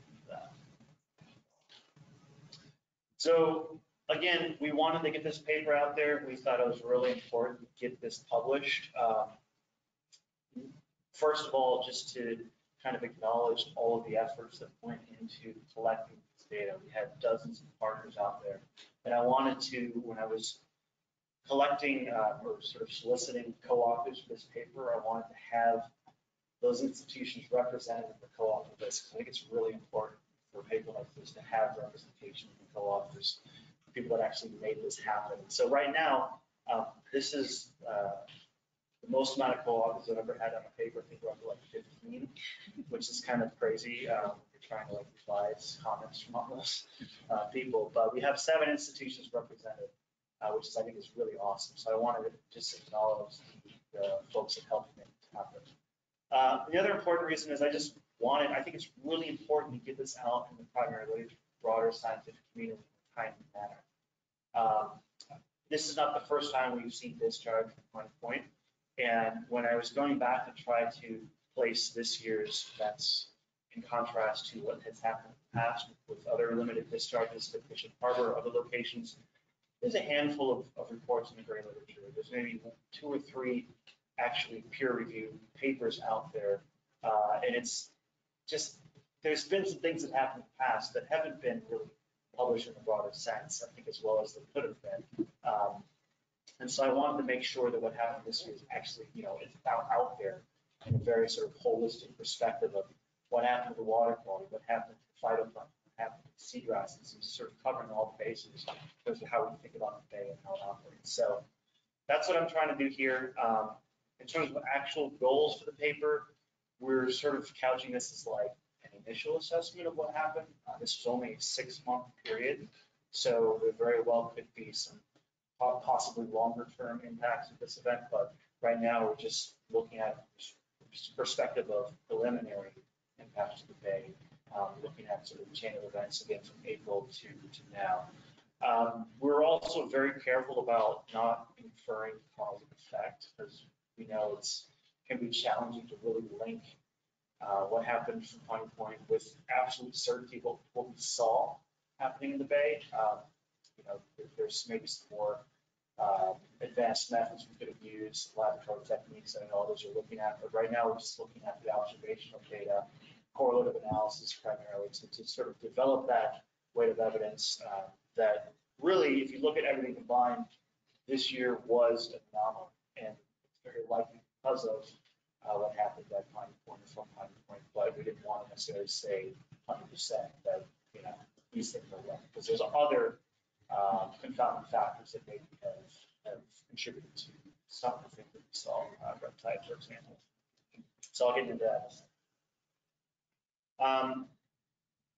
The perspective of the paper was also, of course, looking at the impacts relative to how we think about nutrient management in the bank. So we've all seen slides like this before. This is basically how we operate as a program.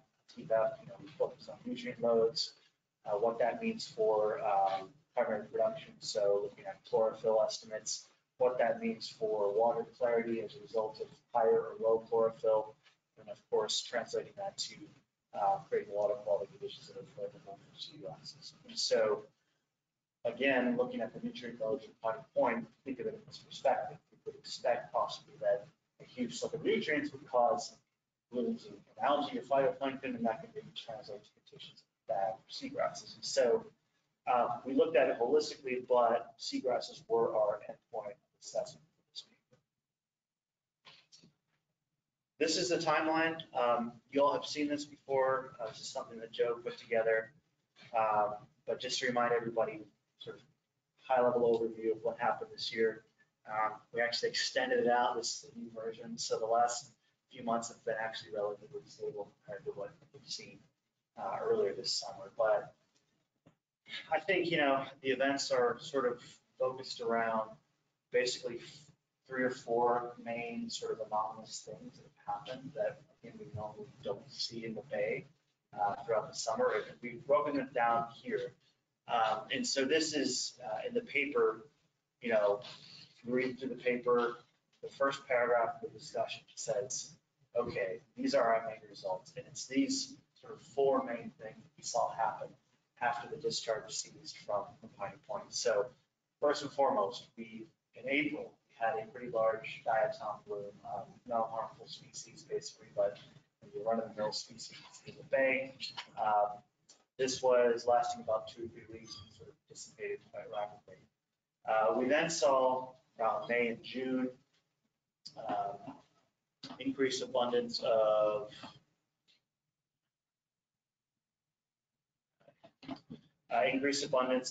filamentous macroalgae, cyanobacteria, so the Linvia blooms that we're seeing in Anna Maria Sound, also near Port Manatee. That was something that we typically don't see in the Bay, at least at those values. That was a concern, thinking about maybe where the nutrients were going from Pine Point and recycling different parts of the ecosystem. And then, of course, the red tide that we saw in the Bay that was first observed around May, but then actually rose to concentrations that were quite detrimental around July. And that contributed to high incidence of fish kills that were quite notable in certain parts of the Bay. So those are the 4 main things. Again, this is the narrative, but we now have, through the efforts of partners, lots of quantitative data that actually put some numbers on these things. And again, that's kind of what we're doing with the paper there. This is a map. This is the first figure in the paper, just showing you a high-level overview of where the samples were collected this year. So you can see those here. I've color-coded them by sort of broad types of information that were collected at each site. So water quality, phytoplankton sampling, seagrass and macroalgae sampling. They're actually have a newer version of this map where you can see the seagrass transects. They're peppered all along the southern shore of the Bay here. And then mixed monitoring, which is sort of all the things collected at a particular site. So lots of data. One of the challenges we had was sort of looking at this information, seeing what was sort of outside of normal ranges for this part of the Bay and this time of year. And we were able to do that by comparing it to the long-term monitoring data we had from our partners from Hillsborough County, from Manatee County. And I wanted to show those on this map too. So these white dots were actually the long-term monitoring stations that we then looked at spatially, where they were relative to current monitoring stations this year, and comparing them to long-term averages, see what was outside of normal ranges. And then these areas were just kind of locations that we divvied up in terms of understanding potential influences of the discharge area 1 being sort of ground zero, area 2 to the north, and area 3 to the south. And these are motivated kind of by our bay segments, but also where the discharge plume was kind of modeled to go from the modeling efforts done at USF. So in the paper, we focus on these 3 areas, but today I'm just going to look at area 1 essentially. This is a map showing basically all the observations from April through September, looking at total nitrogen, chlorophyll A, and SEC depth. So this is kind of breaking down that nutrient management paradigm into the 3 main components, the water quality components that could change in terms of creating conditions that may or may not be favorable for seagrasses. So nitrogen inputs in the bay, in particular chlorophyll growth, which can cause decreases in water clarity that might lead to undesirable habitat for seagrasses. The color coding and the outlining is meant to sort of emphasize the values that are outside of a normal range. And again, that normal range was based on looking at this baseline period for the bay from 2006 to 2020 from the long-term monitoring data, looking at sort of the long-term monthly averages from those, comparing those averages to the values we saw from Piney Point to see which ones were above what would normally be expected for the bay.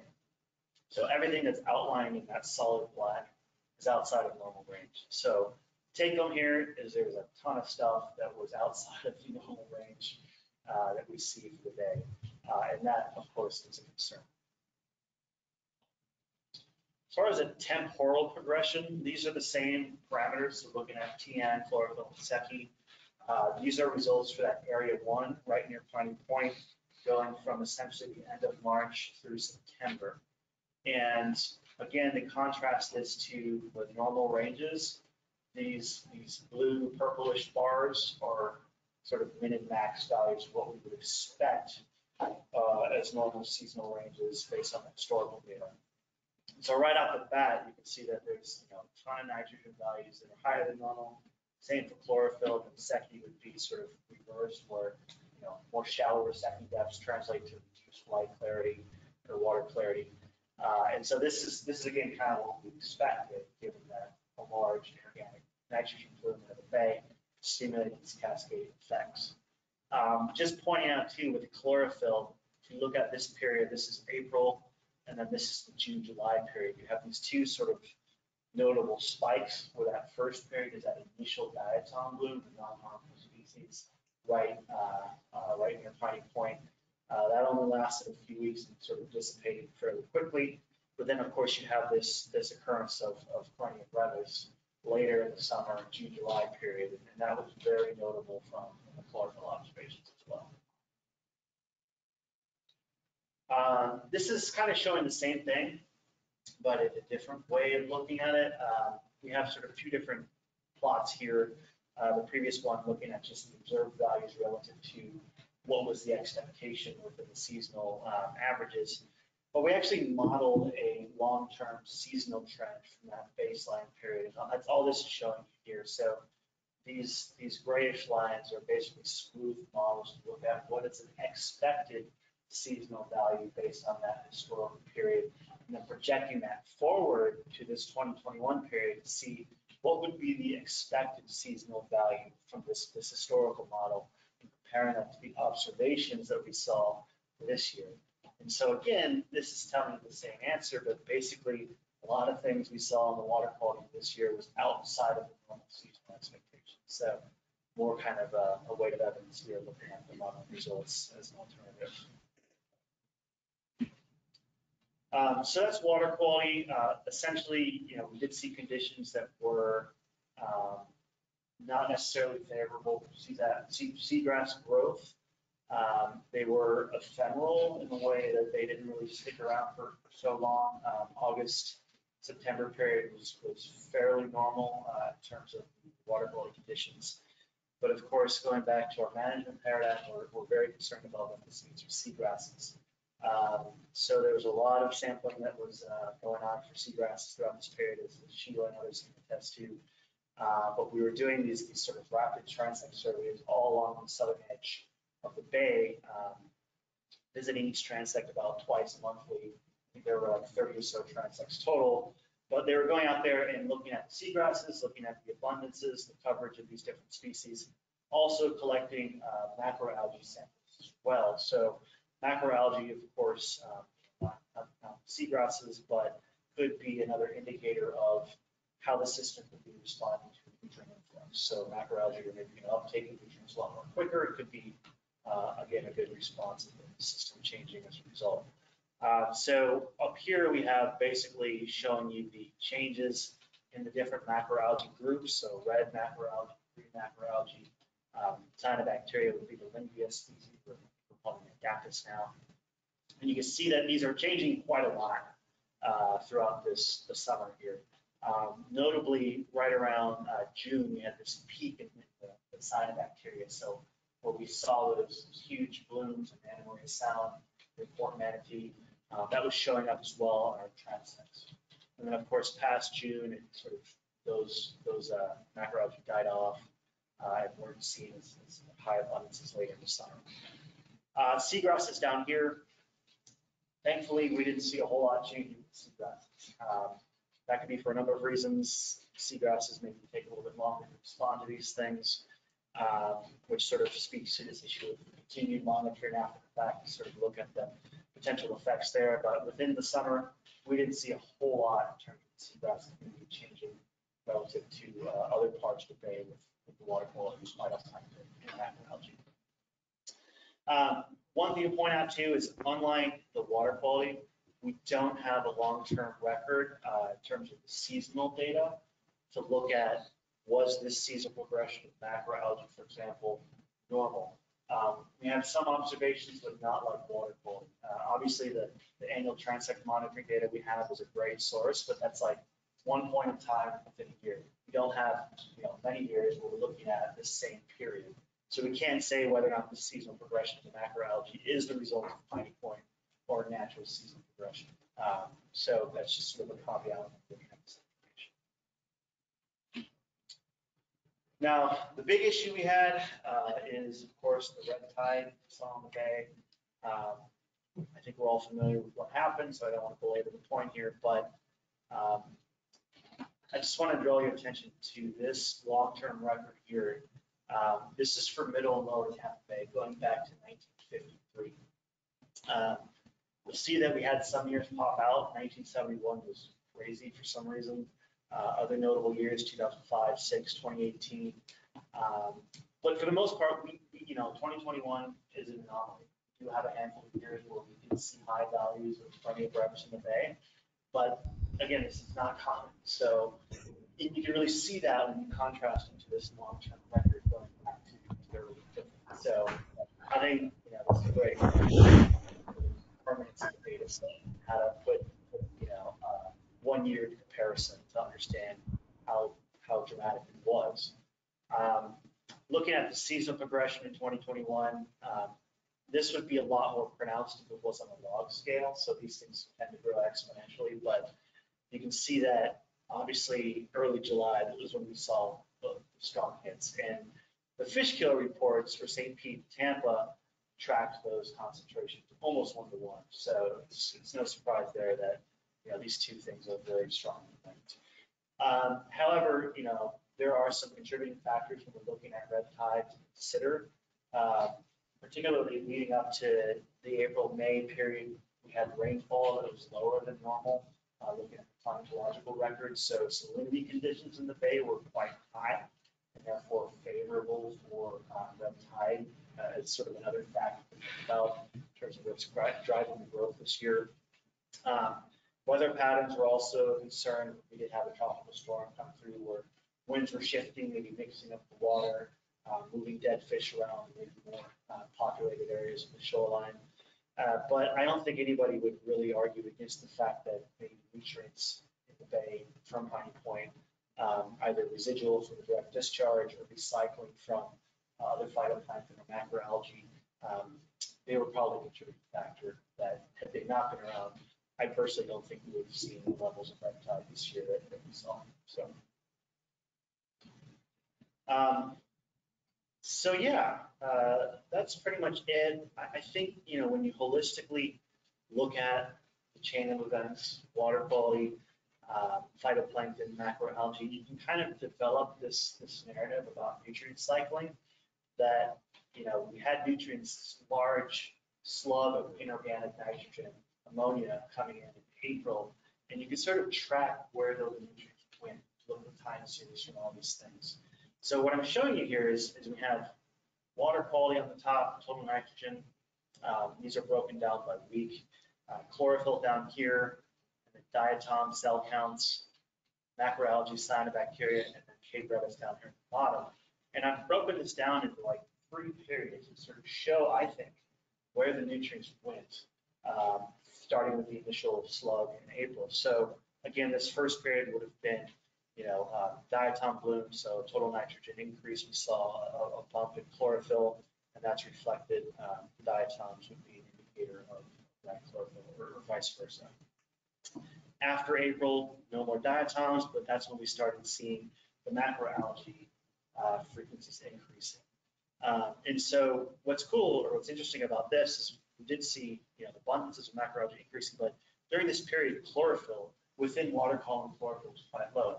So I think what happened is a lot of the nutrients sort of got bound up in macroalgae. Again, sort of, you know, the absence of more data, we can't say for sure, but looking at this here, it looks like that was probably what happened. And then the macroalgae sort of went away after June, and that's when we started seeing the Clinia brevis increasing towards July. And if you look again back at the water quality measures, chlorophyll and TN, those spike at the same time as the red tide. So again, looking at within water column measurements of nutrients, one would expect that those two things will, of course, relate. And then, of course, after that was sort of hopefully, eventually a calm period. So I think this tells a pretty cohesive story about where the nutrients went, what the responses were in the day, and a nice sort of temporal description there. Yeah, so some conclusions. I don't think anybody will argue that the Bay didn't take a hit this year in terms of what happened. The series of events that we saw, I think one of the reasons we assume that they are linked to this large inorganic nitrogen source from Pine Point. But you know, the other thing to think about is we also need to interpret these trends relative to other factors. As I said, with red tide, for example, the precipitation leading up to April, May was quite low. And so that's just another factor we consider as maybe something that could have exacerbated the conditions we saw, or what other weather patterns. So it's always good to think about other factors, sort of broad scale analysis. As I said, seagrasses as well, they seem to be okay. It could be that, you know, there's just more time for the effects. I know there's been other studies looking at other data sets that have shown that maybe persistent red tide can cause negative effects on seagrasses. But this year, thankfully, the red tide was fairly ephemeral as far as it goes within the bay itself. So who knows? We'll continue monitoring, continue looking at these resources. Yeah, and you know, even though these events were short-lived, yeah, of course, were very expensive. So that in itself is a problem. I know that there were a lot of efforts at the regional scale with cleanup, with fish kills. So, you know, that just goes to show that these events can be problematic, even if they are short-lived. Long-term impacts, again, we don't really know. We'll continue monitoring to understand that. I think another really important thing to realize, though, is that, you know, when you look at these sort of short-term impacts, it's important to understand that maybe why they were so short-term is that we have, you know, the last 20, 30 years created a system that is fairly resilient. And without those past efforts, possibly these events would not have been so short-lived. So we can't discount our past successes, and especially considering what we saw or what we've seen in recent years with broad scale Southwest Florida seagrass loss, other stressors, climate change. I mean, who knows when we, you know, an event like this could push the bay over the edge. This is one small, it's an acute event, acute stressor that's short-lived. The bay will recover, I think, but there could be a time in the future where an event like this, we don't see that. And if you didn't get a chance, there was a nice op-ed in the Tampa Bay Times written by Lindsay Cross, talking about how, this event, putting in the metaphor of the health of the individual. It's like the Bay had a heart attack, right? If you're a healthy individual and you have a heart attack, you're probably going to be okay. If you're unhealthy, you have a heart attack, it might be your last one. So I think it's, the Bay is generally healthy. There are some things we can work on in the gym a little bit more, but, we don't want to be in a situation where this could be our last one. So, soapbox done. I think that's important. So as far as next steps for this paper, we're actually really close to getting it submitted. The efforts have been sort of contracted as far as a paper goes. We tried to put this together very quickly, being that this is such an important event. But this started with group discussions that came out of our coordinated meeting calls. We sort of set up a subgroup looking at data analysis and sort of moved that towards writing this paper. Right now, I've actually finished incorporating a lot of comments from our co-authors. So they said we have about 15 co-authors, so it was took some time to actually get those in the paper. And we're actually just now close to getting it back to co-authors and saying, are you cool with this draft? Any final comments? And then we're going to submit it hopefully next month to, we think, Marine Pollution Vault. At the same time, we're also going to publish a preprint, which is sort of a non-peer-reviewed article that you can cite knowing full well it's not peer-reviewed, but it's just another avenue to get out there quicker. I also do intend, again, Nerd Hat, making all the data sets that have been collected that went into this effort publicly archived with full metadata so other people can find them and use them if they need them. And again, this goes back to my gripe about past events and making sure that all the efforts that went into this year's sampling are maybe acknowledged in a way that others can use this information to further their understanding about how these huge events can impact Gulf Coast estuaries. So that's it. Again, encourage you to check out the dashboard. It's still out there, there's still good data on there. If you do have any interest in looking at the draft paper, it is available online as well. So yeah, thank you. Questions or comments for Marcus? Marcus, I want to thank you for leading this effort because I think it's huge to pull all that together in such a quick time and get something out there in the manner that you've done. So, thank you for that. I think it's awesome. Going forward, looking at long-term trends, how do you handle a year like this? Does it get asterisk? Does it get not included in your baseline? That's a fun conversation that we have with MMC. Actually, one of the things we were interested in is, did these changes manifest into our standard reporting products, our water quality decision, workflow we use for the reasonable assurance fund. And actually, I thought about including this in the slides, but we don't actually see, the Bay as a whole. The scores don't change a whole lot, which is good.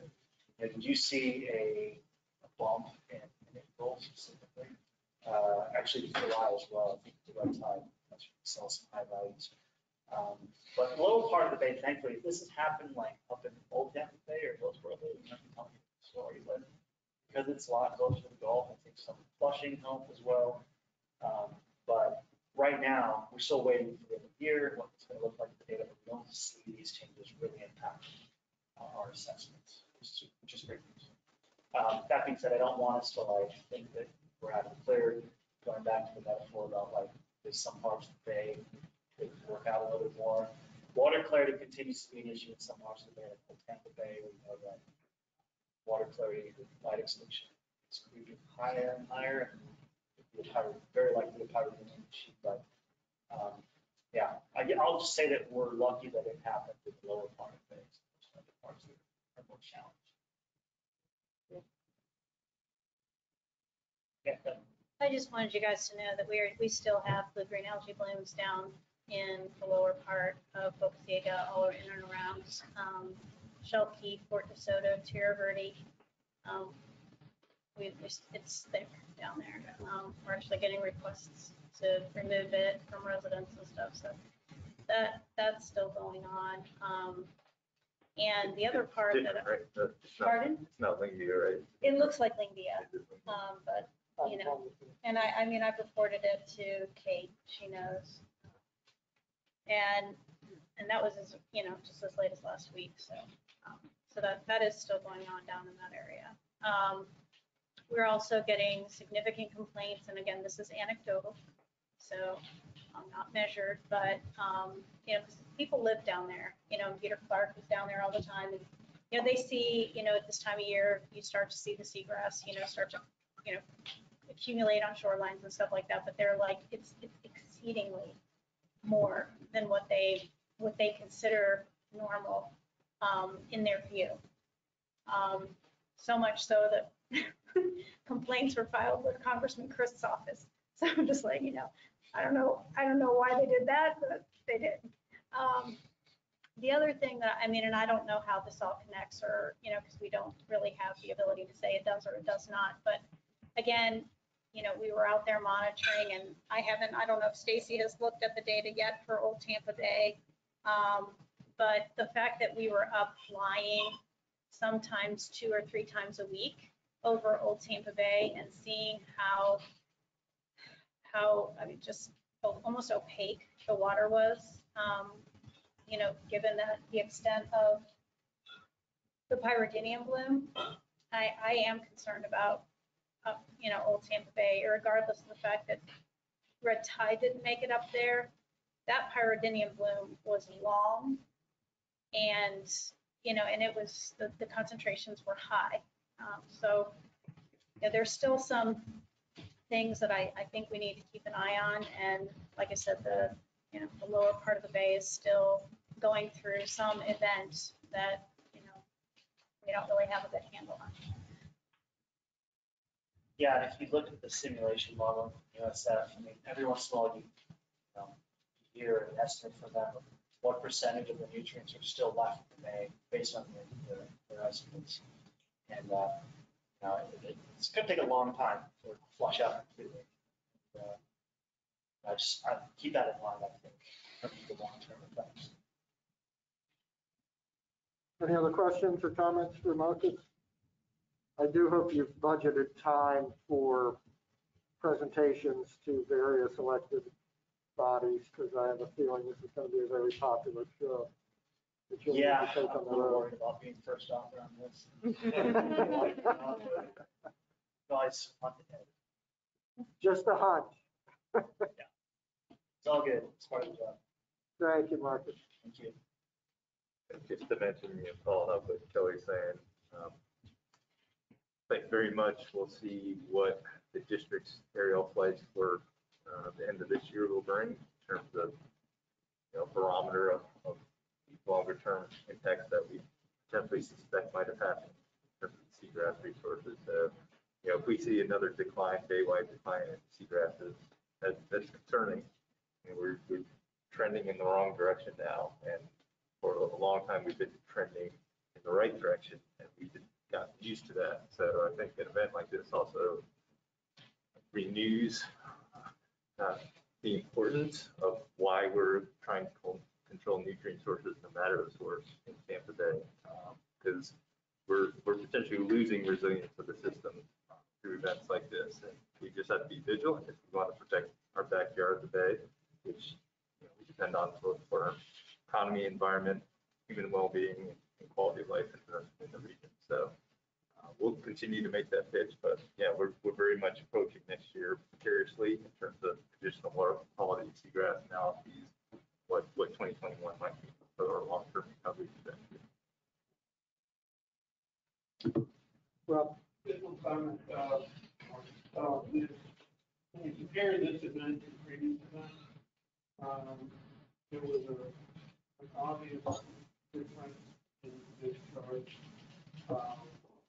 concentration. But the previous event followed through. This one was, we had the opportunity to have, so we had more prepared to find that we put it into the begin. So the previous event, 2011, all through the harbor. Then it just kind of creeps out into the bay.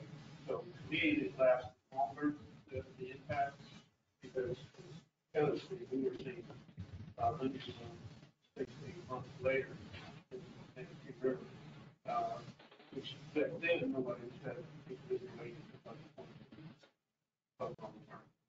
But just for the discharge. Yeah, thanks. No, that'd be something that's never been paid for. Is what's different this year from the location. This is definitely what I understand.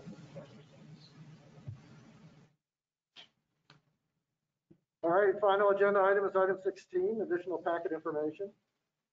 And is that you, Ed, or Jessica? Go ahead, Jessica. I don't have much to add here, just checking out the quarterly progress report dashboard, if anyone wants to walk through that. Any of our assessments have less than and then our next manager board meeting is February 11th. All right, as you said, the next meeting is not until February 11th, so I'd like to wish everybody a very safe and happy, healthy